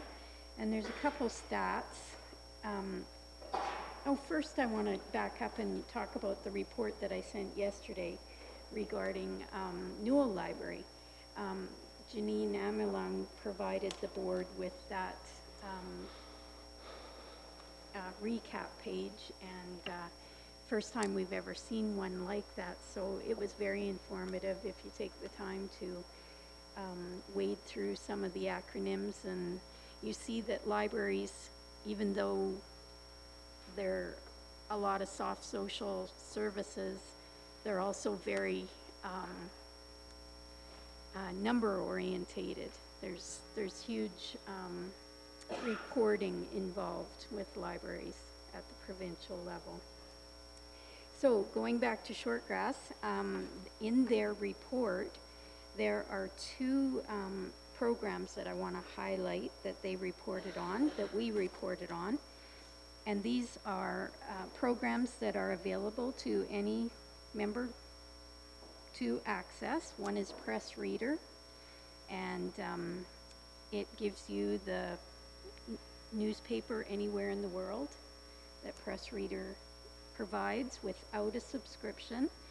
And last year, 103,472 clicked on Press Reader. So it is out there and it is available to all of you just for having a membership card in a Newell library. Yeah, you better get your card, Wayne. The other one that I want to highlight is called Gale Courses.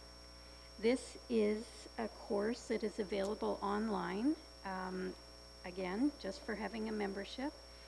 This same course is offered at Medicine Hat College for $189. Through your library card, it is free.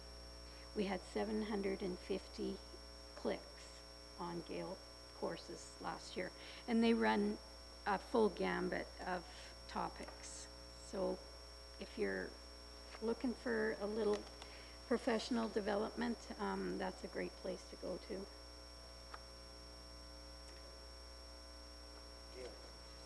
What's it called? Gale, G-A-L-E, Gale. And that's available through any library website, whether you're Brooks, Bassano, Duchess, Rosemary, Tilly, or Gem, absolutely, or Rainier. We are flush with libraries in Newell County. We're very blessed. In my report. Libraries being the hub of a community, especially a small community. This morning when we had a presentation from Safe Community, Kendra, talking about mental health professionals coming to small communities and meeting with people that don't have an option for travel. Maybe just something to keep in mind or talk about, like if we could somehow use the libraries. You know, there might be details to be worked out. You need some privacy in there somewhere, but maybe just something to think about. And just so you know, we do have 3 libraries that are in schools. So that brings a different conversation around access too. But certainly we deal with all kinds of, and that is an option. Limited access in our smaller municipalities, right? Volunteer operated, some of them. Some paid staff, but still with limited hours. So we do have that. I'm not putting up a roadblock, I'm just making awareness. And I'm thinking, you know, facility. The facility is available, and maybe in the Patricia case, it could be a community hall. And if there's a professional coming, all I need to do is give them a key or someone. It's a nice environment, I think, for in most of our communities too. It shouldn't be overlooked, Clarence. And, you know, and just to point out, I mean, yes, we have the library in the Rolling Hill School, but, and I don't know if this is following the rules or not, but in that school, Janine opens the door for pickleball and all kinds of things when the library is on because she has a key. Yeah. So it's not only that, but it also opens it up for some other things, 3 nights a week for different things. And different functions are in the school. And staff is very small. I mean, there's only 3 or 4 teachers out there, but with that kind of cooperation, you get the libraries open. You can also use the gym, and it's quite. It just increases the usage of everything. And so, if you got somebody who would be capable of handling a mental health situation, you could have that perhaps open on a certain night a week too. You know, there's rooms there. There's a building there that can be used. So I mean, most of the problem is with a lot of things in communities is there a facility and are there people? And I'm not sure which is usually the biggest holdup, but both of those are shortcomings in all small communities. That you don't have the facility or you don't have the people to give the service. So you can snowball things on something that you do have. It's really a great service that you can give to communities. And, you know, I think this whole topic of mental health is not going to go away, and it's not going to be diminished.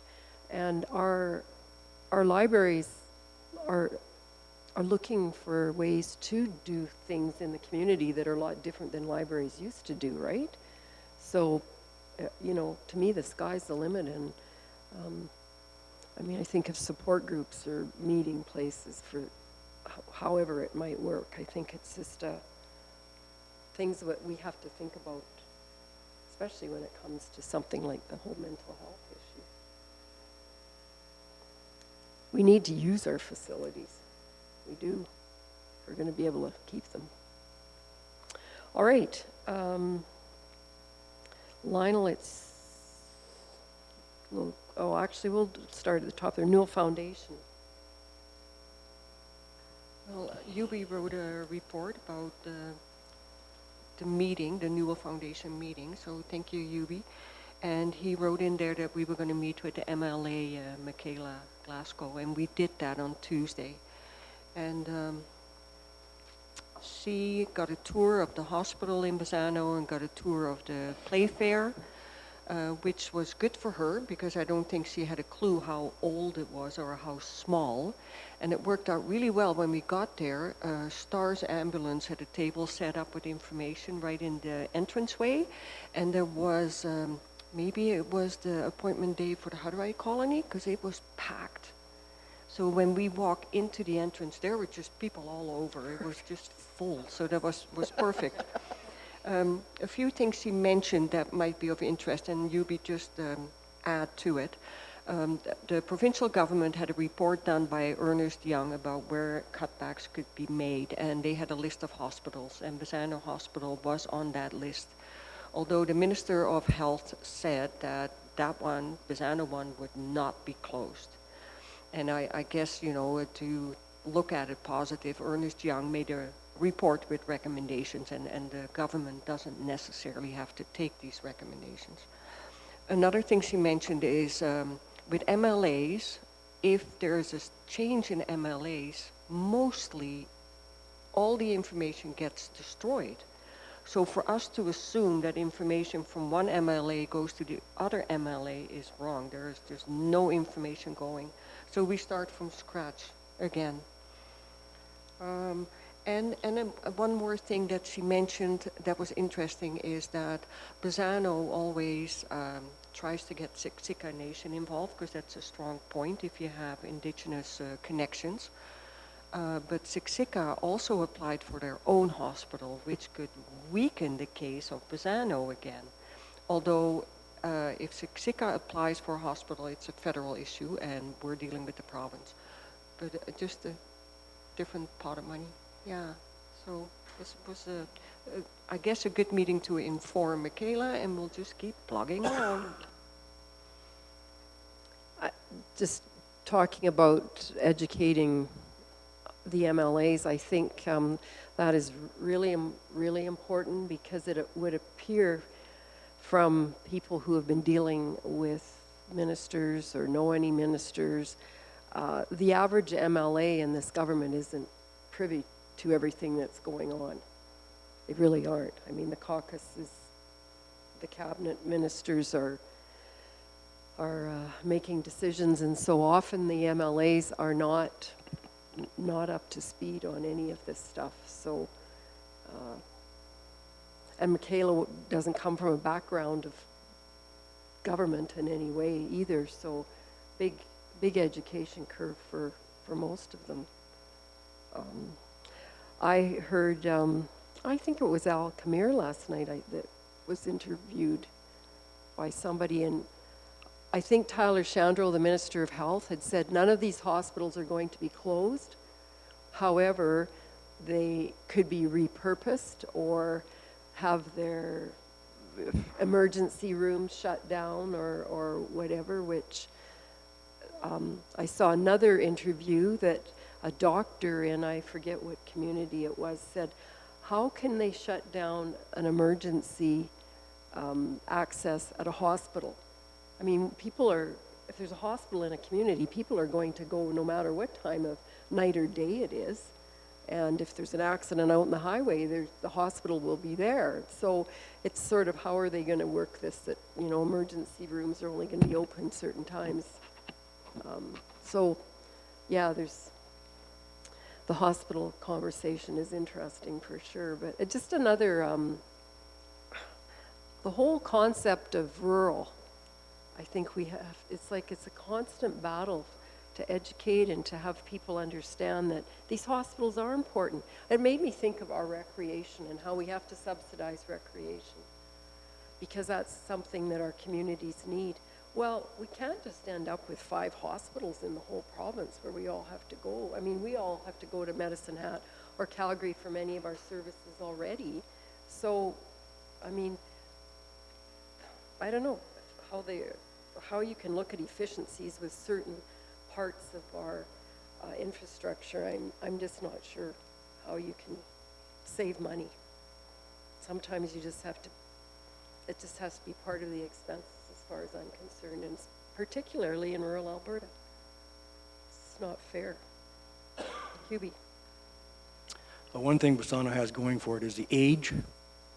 It's built in 1959, so it's very small. We went into the emergency room and it's so tight in there, it's hard to work. So there's something, there's a plus there, so they have to improve on it. Yeah, and she's also going to talk to neighboring MLAs about this, so they know what we're doing here. So that's good too. However, this morning announced by the Alberta government, 371 million are going to the Peter Lougheed Hospital, so there goes those funds. I read something else, OYN. There's OYN, no, this was money for lodges in Alberta. OYN and 2 other communities, and I can't remember where they were. One's up north, Spirit River, OYN, Spirit River, and there was a third one.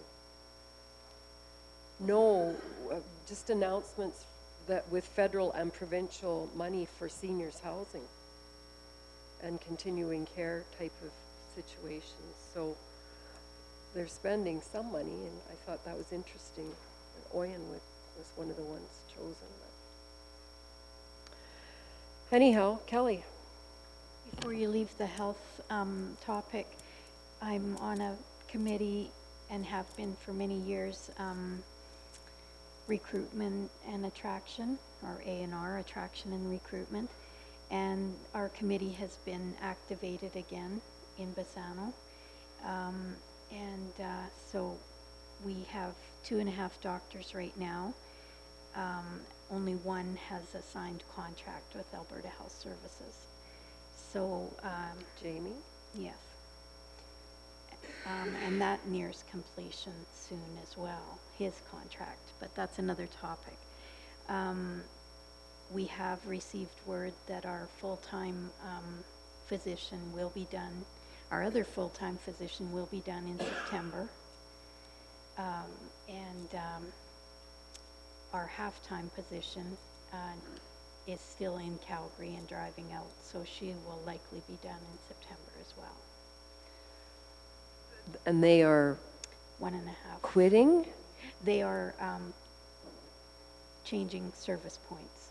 So they have other. Dr. Dammy has already moved his family to Calgary, and he has just given notice that he will stay on till September without a contract. Okay. Yeah.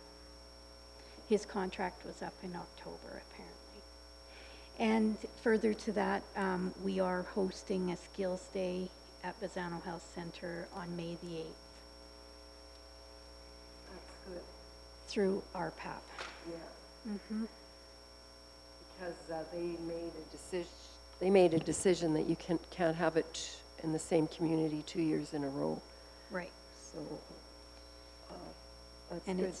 It's been in Brooks for a couple of years now, yeah. So now we're gonna invite 48 students from county high schools, grades 9 to 10, grades 9 and 10 with a with a science interest. Good. Okay, Newell Foundation's done then. Lionel, Newell Recycling and Solid Waste and Sewa. Not a lot to report on recycling or solid waste, really. Recycling is going through its same battles it has been for quite a while, that the product has got very little value.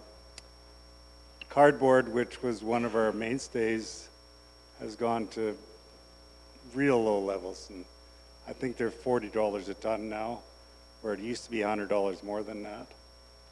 So it's struggling. It's keeping the doors open, but it is struggling, and it will continue to struggle. I don't see any way out of it, really. We've taken on a little bit of custom work from Calgary, some plastic granulating, and that has helped somewhat. Just But that's just cash flow. That's not big money. That just sort of pays wages and some cash flow benefits, but not a lot. The landfill, nothing to report. It's just a dump. Don't let Ray hear it.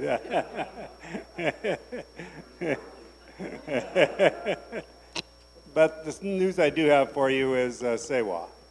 So we had a board meeting yesterday, and it has been announced that County Newell has been selected as a site for Sewa, the preferred site. There were 11 municipalities that put in applications, and it was reduced down to 4 rather quickly based on geography and other criteria for the benefit of the site.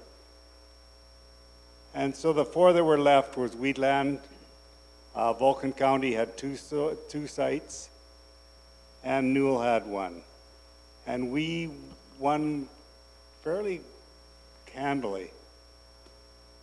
I like the process they used for the site selection. They took the politics out of it altogether, and the engineers actually did the site selection. And they had a process with different criteria for each site to judge them by and to grade them on. So we came out with a grading of 42, which doesn't mean anything, and the next closest was 54, I think. So we were actually a pretty big hammer.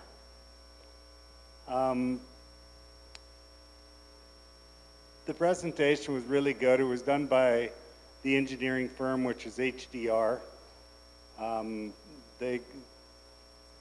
They're very professional, very scientific, and it was a good presentation, really good presentation. We have one other big advantage, and that is JBS has not partnered with us, but they're going to be a recipient of some of the product. The energy for one, and also steam, which is a byproduct of the process. And they use a huge amount of steam. I didn't really realize that, but in the meat processing requires a lot of steam. Like, it's hundreds of tons a day. It's huge. So this plant could provide them with a really good product, and they're close enough that you can transport that steam that distance.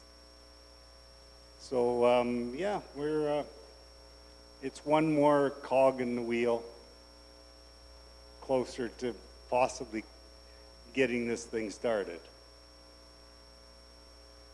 I don't know what else I was going to highlight on that. The meeting on the 28th is a meeting of all the municipalities in the region to get them on board and up to date on the process. So I feel it's quite important.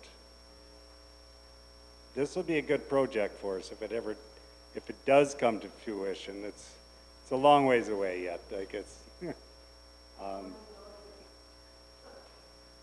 400. That's probably a low estimate. Yeah. But it's not insurmountable. I mean, it's 400 million sounds like a lot of money, but today in business it isn't very much money. You know, even look what Lakeside does in a year. The cash flow that goes through there, it's unbelievable. So that,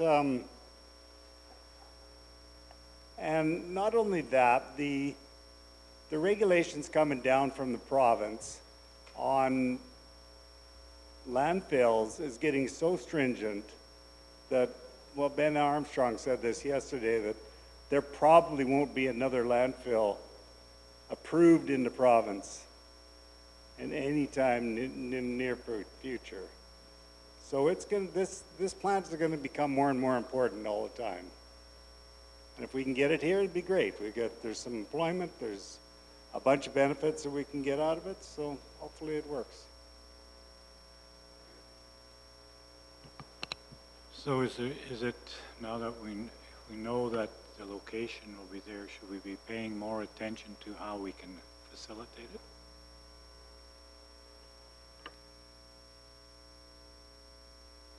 Well, of course, yeah, yes, that for sure. We have done a couple of things already to be a little proactive. We purchased more land, for instance, which is may become a real benefit. We actually don't own it yet. We have a promise, so purchase, an offer to purchase, but yeah, it's something we're gonna have to keep in mind, because I see this thing coming eventually. But you know, talking to the engineers yesterday, if we started shoveling tomorrow, it's probably 3 to 5 years to get it into production. So it's not going to be a fast process. Well, I think it's very important that we stay in tune with it. It's a major coup for our area, I think. We certainly don't want to be someone who puts roadblocks in the way. And if we can help in any which way, I think we should be looking at it.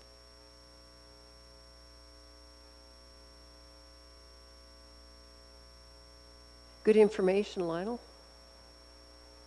Yeah, I had no idea really what Friday was all about, but do you know now what Friday is all about? Well, it's just it'll be the same information as we got yesterday, basically. And it's just the report on how we got to this stage and where we could possibly see us going there in the near future. And the engineers will The engineers will be there, yes. Yes, they'll make the presentation, which I like that because it takes all that political garbage out of it. That makes a big difference. Yeah.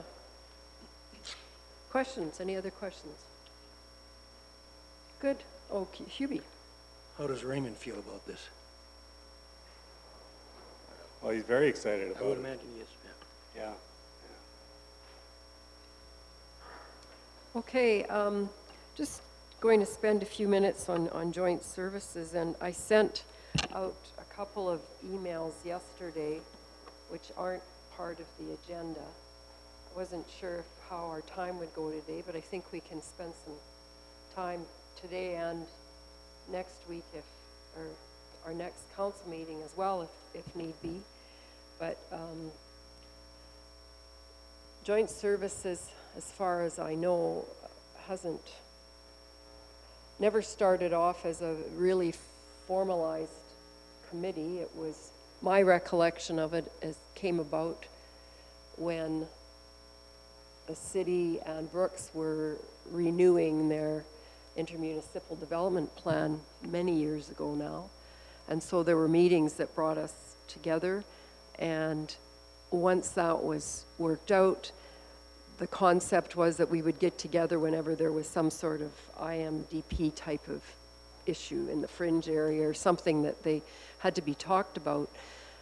And I think it was one of Harold Witzke's quick comments that said, he said something like, well, that's dumb, we should just be getting together all the time so that when we have those issues, we have a relationship to frame them around, which obviously excellent advice. And so we kept meeting. So that's why there's still the IMDP part of that, plus the extra part that became joint services with the additional whatever you want to talk about. that involves, at that point, it was the city and the county. So it's been around for quite a while and has sort of morphed into including the EID who comes and does a report a couple of times a year. They could have a person at the table if they wished, but they come and report. Grasslands is similar, and Christ Redeemer system. Tracy and Lionel help me out. Who else comes? And RPAP has become part of most meetings, actually, or at least keeping us up to date if they're not represented there by Laura Harris. Yeah, the francophone, like the school right. divisions, they come Ecole, quarterly. Ecole Francophone and Catholic. Yeah. So it's sort of, and the other communities as well, Dutchess and Bazzano and Rosemary. And I don't know when they started. Kevin, do you remember when they started to come or how that came about? Was it? Okay, when economic development changed over? Okay. So anyhow, we were going to talk about terms of reference, and so there's some suggestions that I sent out yesterday at 4:03, and then Kevin actually added on to it. So I think if you have a look at that,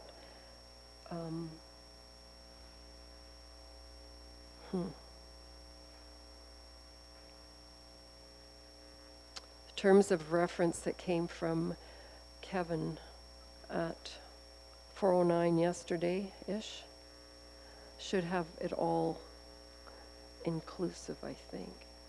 Or is that just the one that you sent, Kevin? Yeah, no, the ones that I sent Ariana helped pull together, and it's just some ideas for both joint services and economic development for their consideration of their terms of reference and what they do. I think the most important thing that I see from my time there is that there needs to be a rotation of who hosts, who takes minutes, who chairs. I think that's important so that no one individual or no one community owns this committee, and it has a focus more regionally. I think that's, in my view, probably the most important thing that can come out of it. Okay, so the stuff then that was sent afterwards is more or less County of Newell ideas. Yeah. This is a really minor thing, and I said I wanted it to stay called joint services because I'd get regional services and joint services mixed up because we already have Newell regional services. And joint can be lots of, it's not just two, it can be everybody. So, so then the other document sort of was a flow through that I got Ariana to put together because it had stuff from, oh, I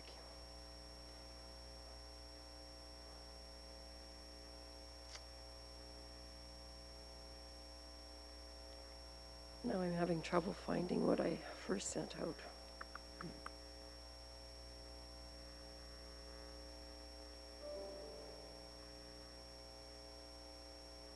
Oh, okay. 355, I sent out a document called Forward Joint Terms of Reference Suggestions.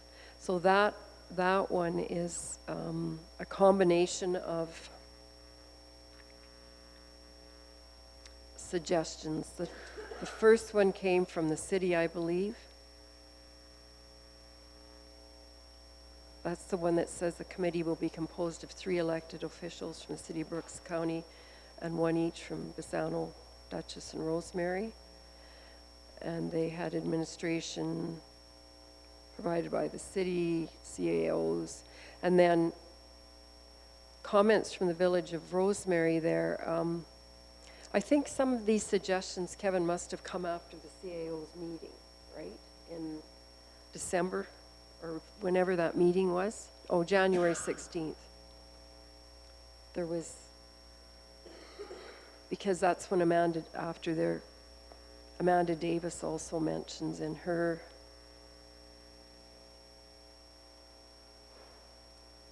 Yeah, I don't think it came from the CAO's meeting per se, but some of her notes came from a discussion that she and I had because she told me she wasn't coming to this meeting. Okay. But yeah, we talked a little bit about the Joint Services Committee, the ICFs, but not to any great degree. We felt, the CAOs felt that this committee needs to be set up from the political members around the table so that it accomplishes what they want out of it. Hasn't been, in our view, an administration committee. We don't offer a lot of input on, other than the economic development report, there's not a lot there that we're active in. So those are some of the ideas about joint services, and I know some of you over the years have had suggestions about joint services and how it operates. So it's an opportunity to get some feedback before we have our next meeting, and we have another council meeting before then as well.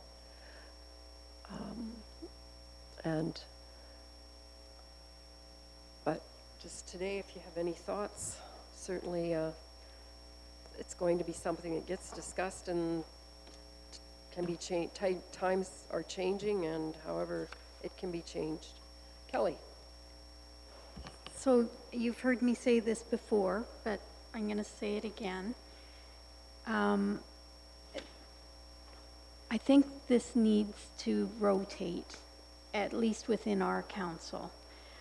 I get that the Reeve and the two councillors closest to Brooks have the most to do with those councillors, possibly. I don't know.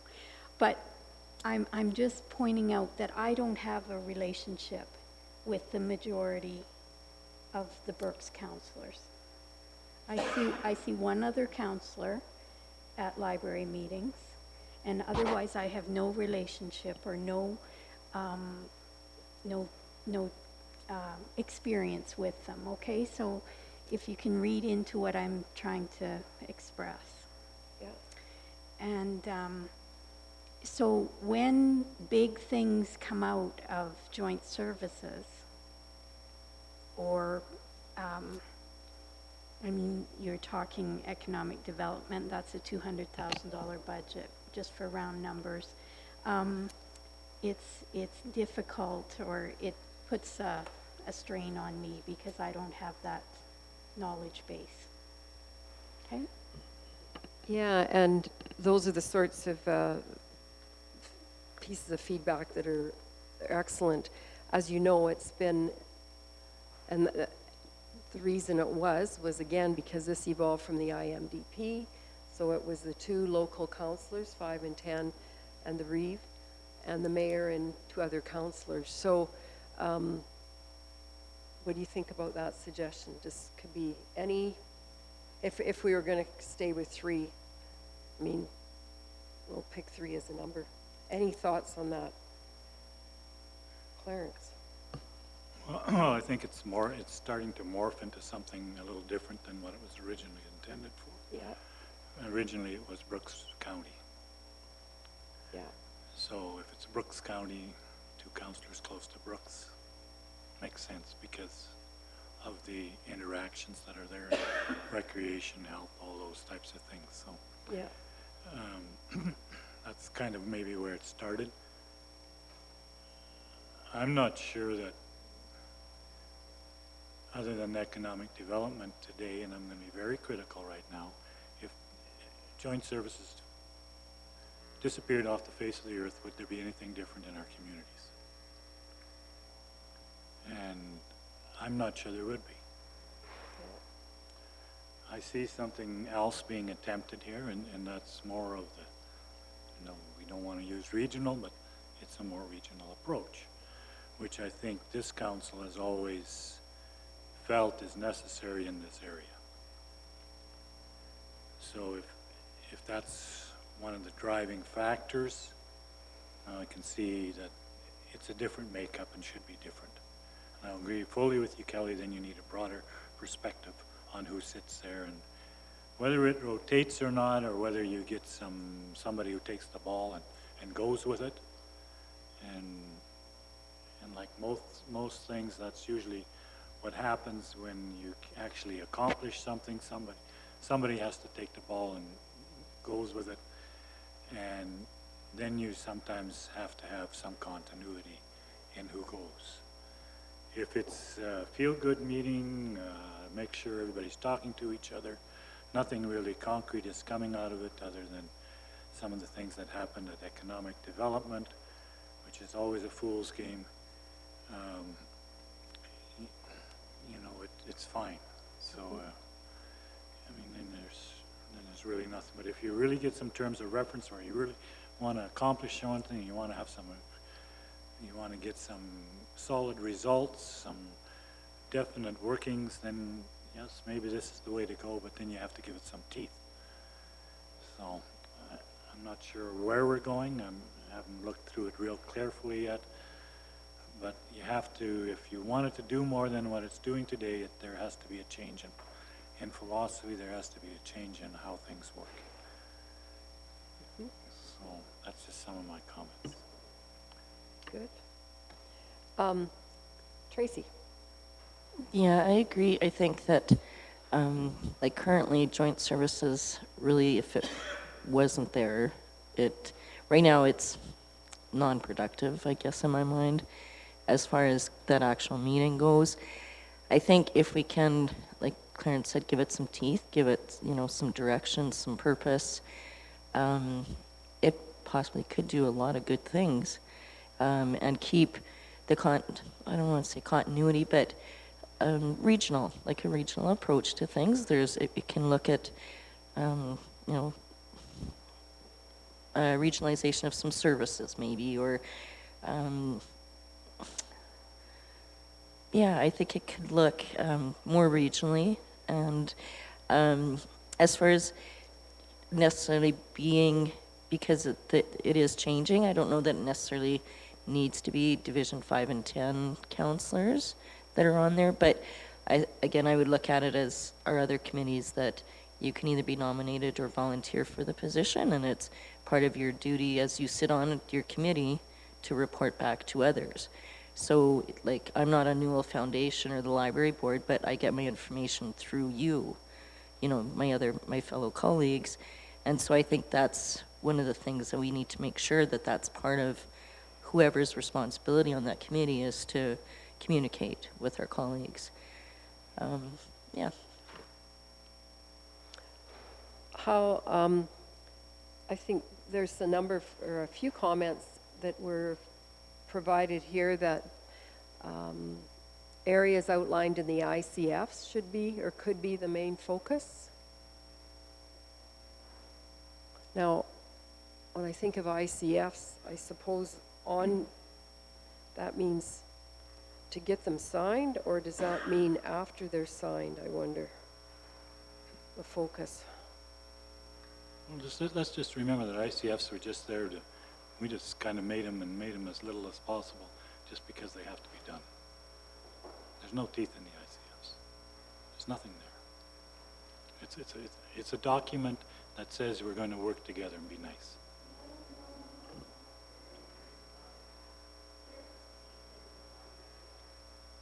Okay.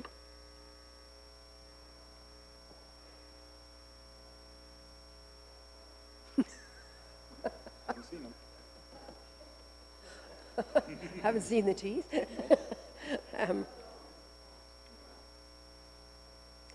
Anne-Marie. In one of the two terms of reference, Pisano makes a mention of the topics that you have to work on joint services, and one example is waste management. And then that one was a little confusing because we already have a group of councillors from each division. So you don't want to have an overlap or a duplication either. So you have to be really careful what topics you take on. Yeah, I think I saw that too and thought that's why have that committee if we're going to start going into other committees' business. That isn't appropriate. Lionel? Yeah, I think that's a good point. It would be like one of us wanting to go to NRSC and tell them what they should do or what they've been doing wrong. Yeah. And I'm not sure that that's appropriate at all. As far as joint services go, if, you know, I'd back off in a heartbeat if somebody else wanted to, felt they'd, and maybe I should. I mean, maybe we've been there too long not doing anything anyway, and don't even want to do anything because they haven't seen a vision, I guess. Well, and I think that's why these terms of reference hopefully will sort that out one way or the other. You know, onward or over. But I would certainly back off if you felt that somebody else wanted to sit into my position, you're very welcome to. Yeah, and that would just become a, if it remains a committee, then we just would nominate people like normal. I just want to clear up that it wasn't a negative, personal comment. No. I fear that discussions take place that build camaraderie and trust and relationships that, and I'm just speaking for myself, that I don't have. Because joint service has a blank slate. You can talk about anybody or anything from what I can understand about it. So if you have that trust and that ability to have the conversation and then bring it here, for example, it puts, in my mind, my position at a disadvantage because I don't have that firsthand foundational trust with another municipality and those people that have the votes. It's not a personal about anybody at the table right now. Okay? I hear that. Thank you. Kevin?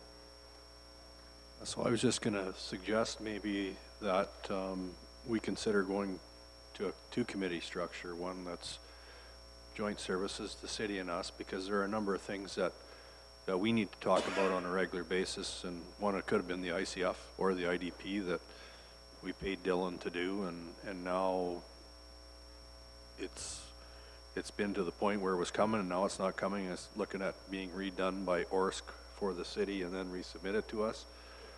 Things like that we could have worked through together.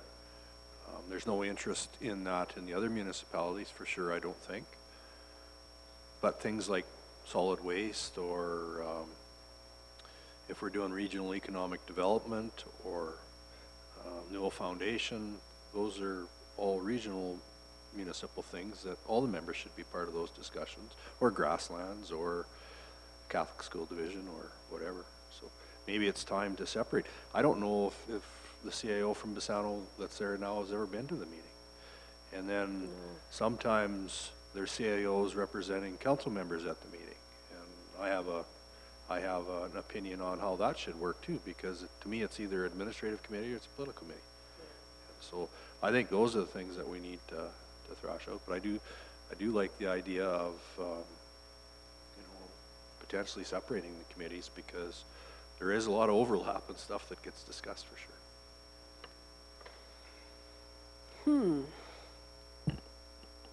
Wayne? I was just listening to Kevin here. You meant Newell Foundation, you meant waste management, he mentioned all of these things. We already have these committees. what the heck are we doing here? Why do we need joint services? We have these already, and we already said why joint services shouldn't be going to the Waste Management Committee and telling them how to, those guys are the ones that understand what's going on. Is Bazzano just trying to get around the fee management through joint services to get lower fees? I'm not sure. I really do see a value of having a committee with the city and the county. But economic development with the other municipalities, they're more than willing to be in it, but I don't think we're going to get any funding from them. They're willing to spend our money, but they're not going to contribute. So what are we doing here? I'm kind of puzzled. Is this going to be just a committee that gets nothing done? So I think we're spending a lot of time on nothing. I just want to clarify when I mention these committees, Newell Regional Solid Waste has its administration, it does its thing, it has our council members. But when you're talking about changing a funding formula for it, or you're talking about things that affect the municipalities, that's what I mean where the discussion could take place. If you're looking at changing it from a per capita fee to a tonnage fee or to an assessment fee, that kind of stuff is where it could come to this committee, because even though we have reps on Newell Regional Solid Waste, none of the CAOs are there, and none of the municipal perspectives from an operational standpoint are there. So that's what I'm saying about the hierarchy of a committee structure that municipalities fund. I think that's where the discussion needs to go, not to the Newell Regional Solid Waste Committee to decide on or recommend on. Those kind of things. Clarence? I'm going to throw out something else. Maybe new regional services and solid waste and all those things we do regionally should all be put under one umbrella with one CAO, run through joint services. Now we're talking about regionalization. Now you're doing something. Not the other way around. Anyway, just thought. This is rather interesting sounding notion. Didn't we try something like that? So this could be try it again from a different approach. Do you want to chair that committee? Only got a year left.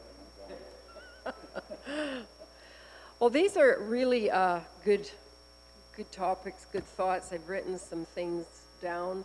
Have more of a look at this information, and we'll put it on the next agenda as well, please, Ariana, and continue the conversation.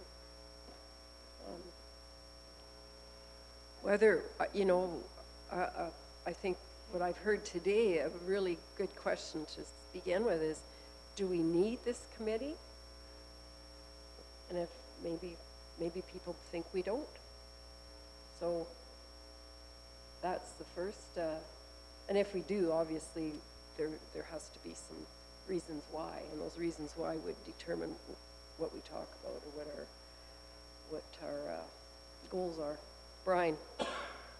Well, I got a couple things. One is that the terms of reference that, I'm not sure if you said Kevin or Ariana put these, but under the membership, you have 2 members from each county council, City Brooks, Town of Bassano, Village of Dutchess, Village of Rosemary, and then rotating CAO clerk and defining the quorum. Yeah, I find that actually interesting and not in a bad way. I think that, some of us have talked about having more of the responsibility borne by our smaller communities because they find this to be an important part of their function, and I think that's a way to include them in that.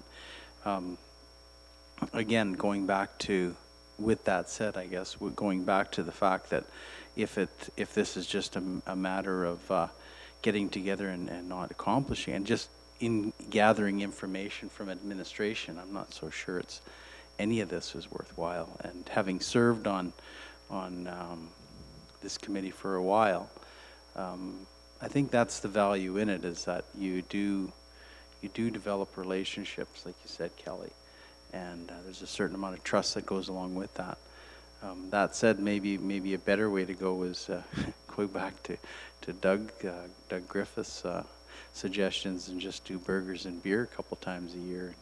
You might have a better thought process that comes and ideas that come out of these things.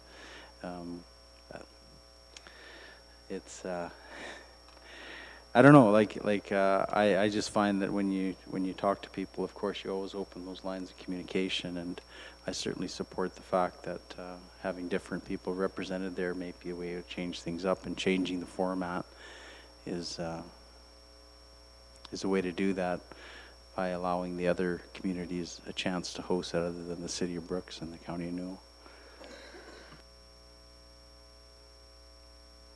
So that was definitely Ariana that put that in there, I think. I'm kidding.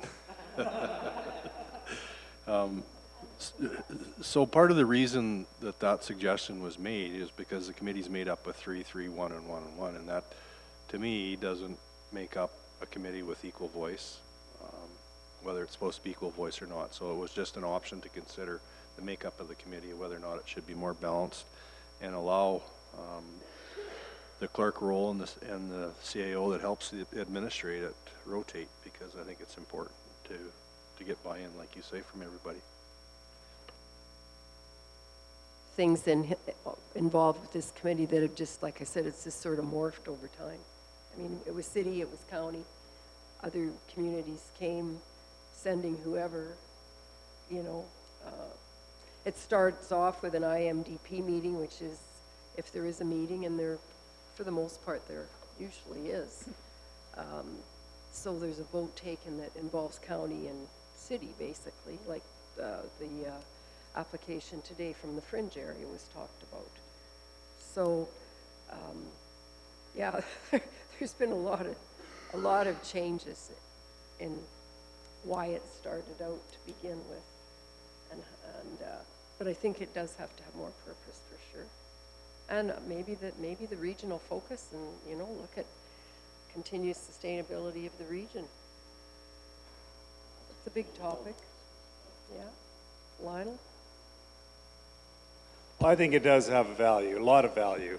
And just the fact that we get together and communicate, I think that's where the value is. We talked about, you mentioned, Brian, but yes, the IMDP, yeah, that does have a purpose.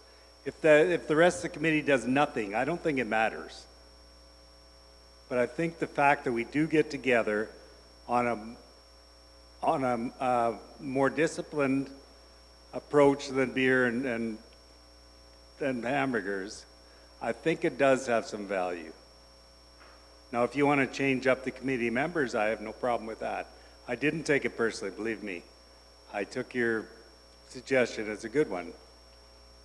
And if you do want to change up the members, that's fine. I have no problem with that. But I do believe that there is value in having a line of communication open.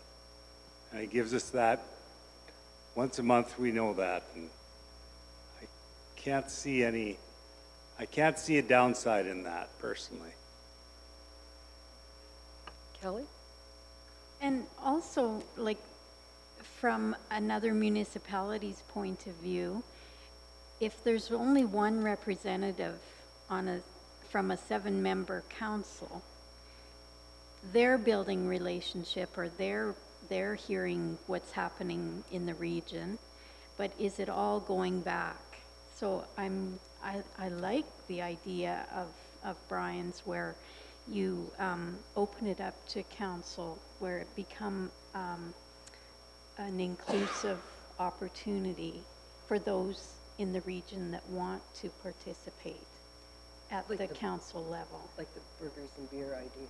Like the burger, but I like the idea of it being structured too, because we did, hey? A bit of both? Yeah. because you have to go there for, in my mind, there has to be an agenda or a purpose. And that agenda could be driven by the host, when you think about it. If it's a rotating hosted event, that agenda, just as our Christmas, annual Christmas supper has been, it's kind of been hosted by the host or agenda driven by the host committee in some regard. Anne-Marie? I don't like those. The Christmas ones, they're terrible. You have 30 people in the room having a meal and we don't accomplish anything. So we need to find a different format a little bit, or unless I'm the only one, then I can just stay away, but I think we're trying to think of a lot of different ideas with a lot of different purposes. The one thing I think we should always keep in our mind is when I talk about joint services at times to other councillors from other places, they're amazed that we do this at all. Most regions don't.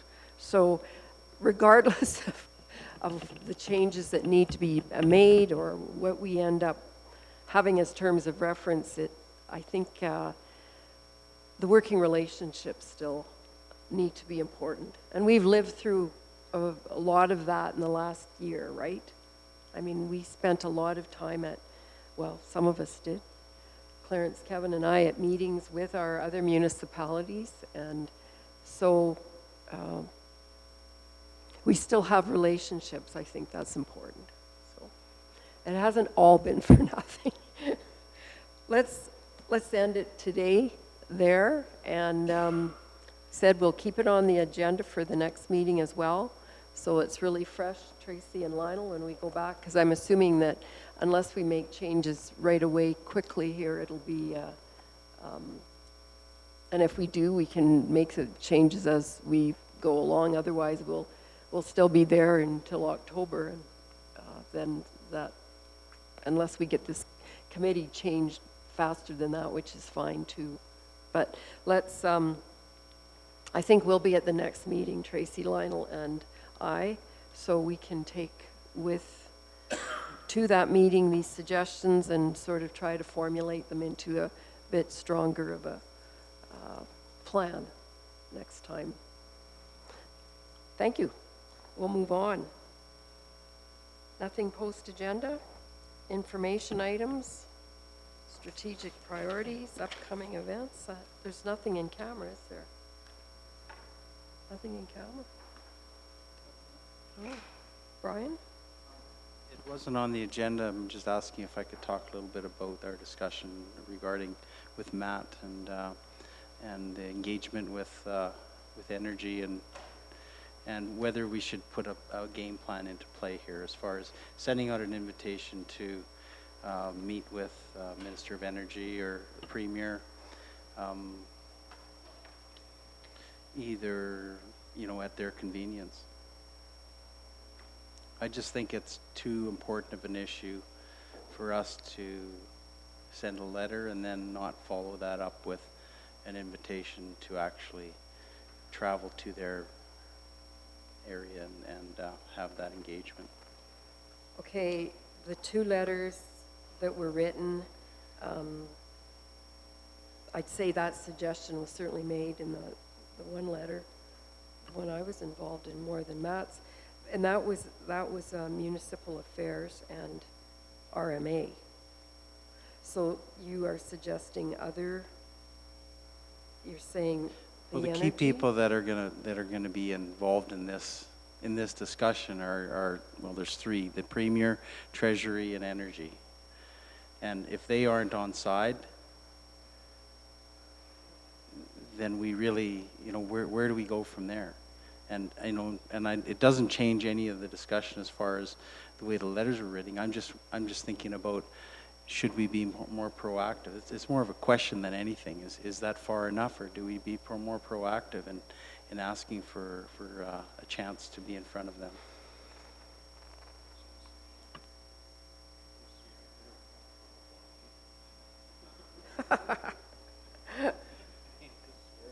If you didn't hear what Clarence said, he said if those three aren't there, we'll have to go to a blockade. So Brian, like at, how would you want to do this? Like trying to set it up for convention time or? Well, that would be the most convenient, but we all know that's a zoo. You know, the chances of getting in front of a minister during the convention are pretty slim.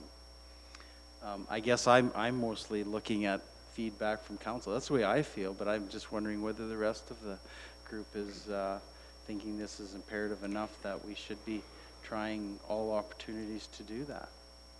I mean, these are the people that are going to hold our future in their hands. Molly? Yes. If we're going to do this, I think if we can get a meeting with the Premier or the Minister of Energy or Finance, we should send up 2 or 3 people anytime to Edmonton or wherever they want to meet them. Right. We'll pay our expenses, and if we can get the meetings, we'll go. I think. And yes. No matter where it is, we can afford to send you and Brian and Clarence, whoever. There you go. Yeah. Oh, excellent, excellent. But we can afford to do that if in an ish, something like this.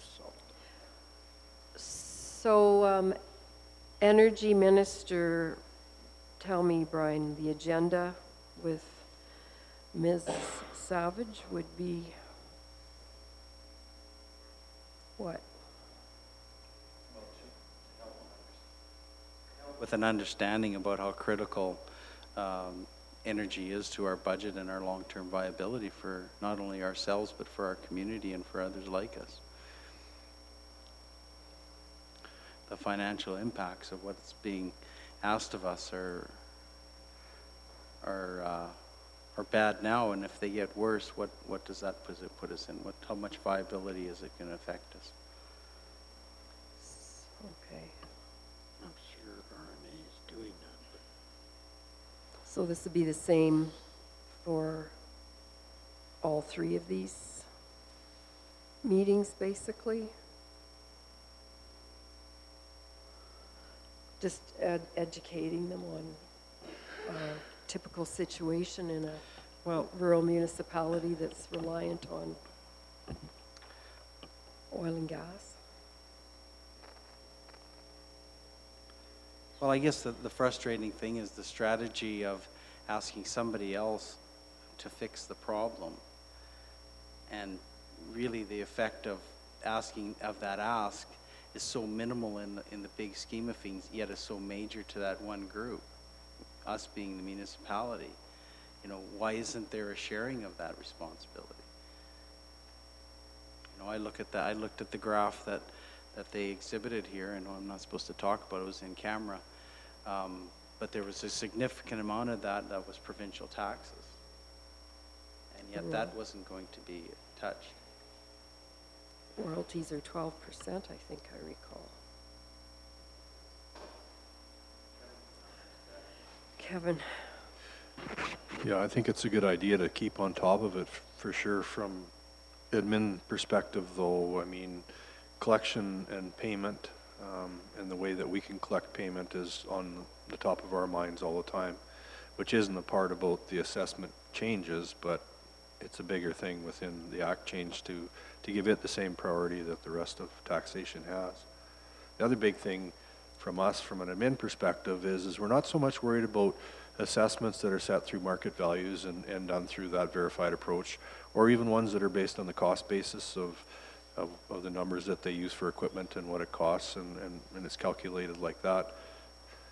But where we are concerned is when they jump in and they regulate assessments and they say, we're going to reduce by 35% or 40%, we're going to reduce here, here, and here. That's where I think they need heads around the table to determine what's reasonable with regards to that. I mean, a well in the County of Newell net taxes for us probably would average around $320 a year. Kilometer of pipe in the ground average, they're all different sizes, but probably around $300 a kilometer. So if that's going to be regulated down to 150, why is that?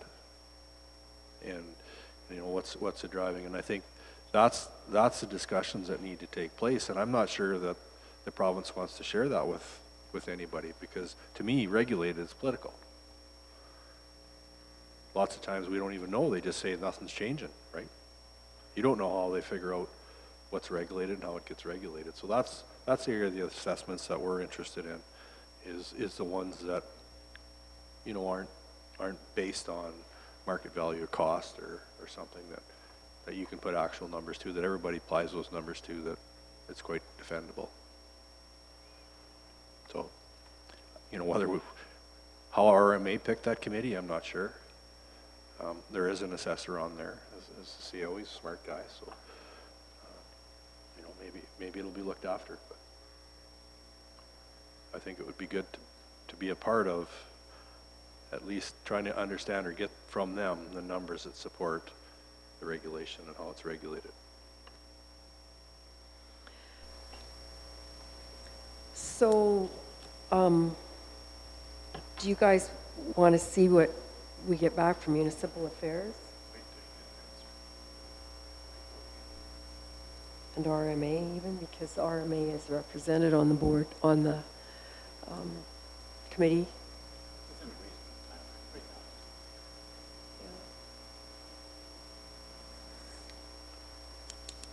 I don't know, we could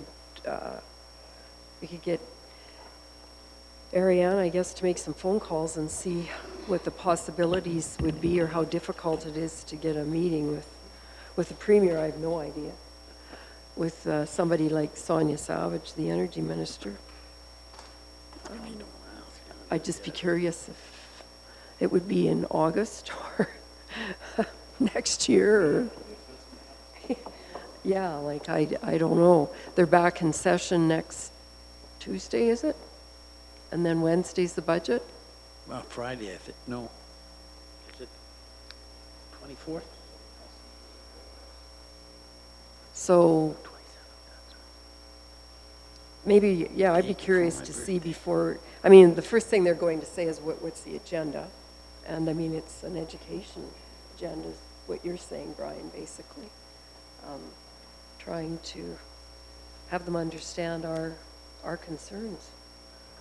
And so that'd be my first question before we put a lot of work into this. And you said Treasury Board, is that like Finance Minister? Is there a Treasury Board Minister? Yeah. Could be So a Finance Minister. Chairman of Treasury Board, isn't it? Well, I know the Finance Minister is Trevor Taves, right? Chairman of Board of the Treasury. And I mean, he's busy building his budget, so he will not be, I'm sure he won't be available right away, but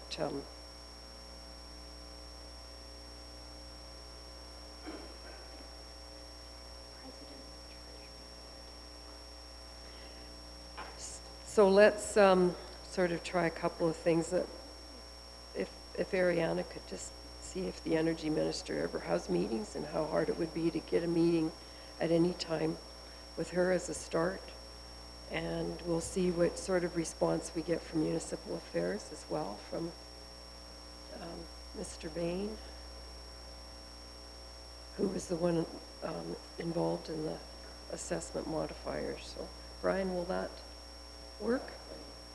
By all means, you know, if we have responses back that are favorable and with the letters we've sent out already, you know, maybe there's a different line of thinking. Maybe. But I certainly don't think that it's too important for us to just say, well, we'll wait till something happens and then we'll react. Let's be out in front of this a little bit, I think. Well, I don't think we're done with Gala. I don't think we're finished with how it's going to affect if we don't say anything. Oh, well, no, and I think that's why Matt's suggestion at our last meeting to write these letters and try and get us a bit of information to them before they put it out to us. It was a great idea. We'll find out what they think about it. Tracy? Yeah, like I think we should keep pursuing it and not wait to, because lots of times you hear, well, we sent you a letter and we haven't heard back from your ministry, and we hear that all the time. And this is something that's really crucial. I think we should just keep pursuing and keep trying to get our voice heard.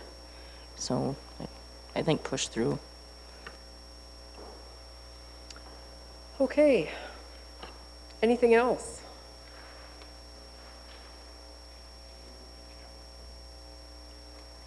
For what reason? What's that? Labor. I don't know. I'm just asking. Land, labor, or legal? Legal? A bit of both? Clarence, go ahead and make a motion. Oh, you're changing your mind. Okay. All right, and we'll adjourn then at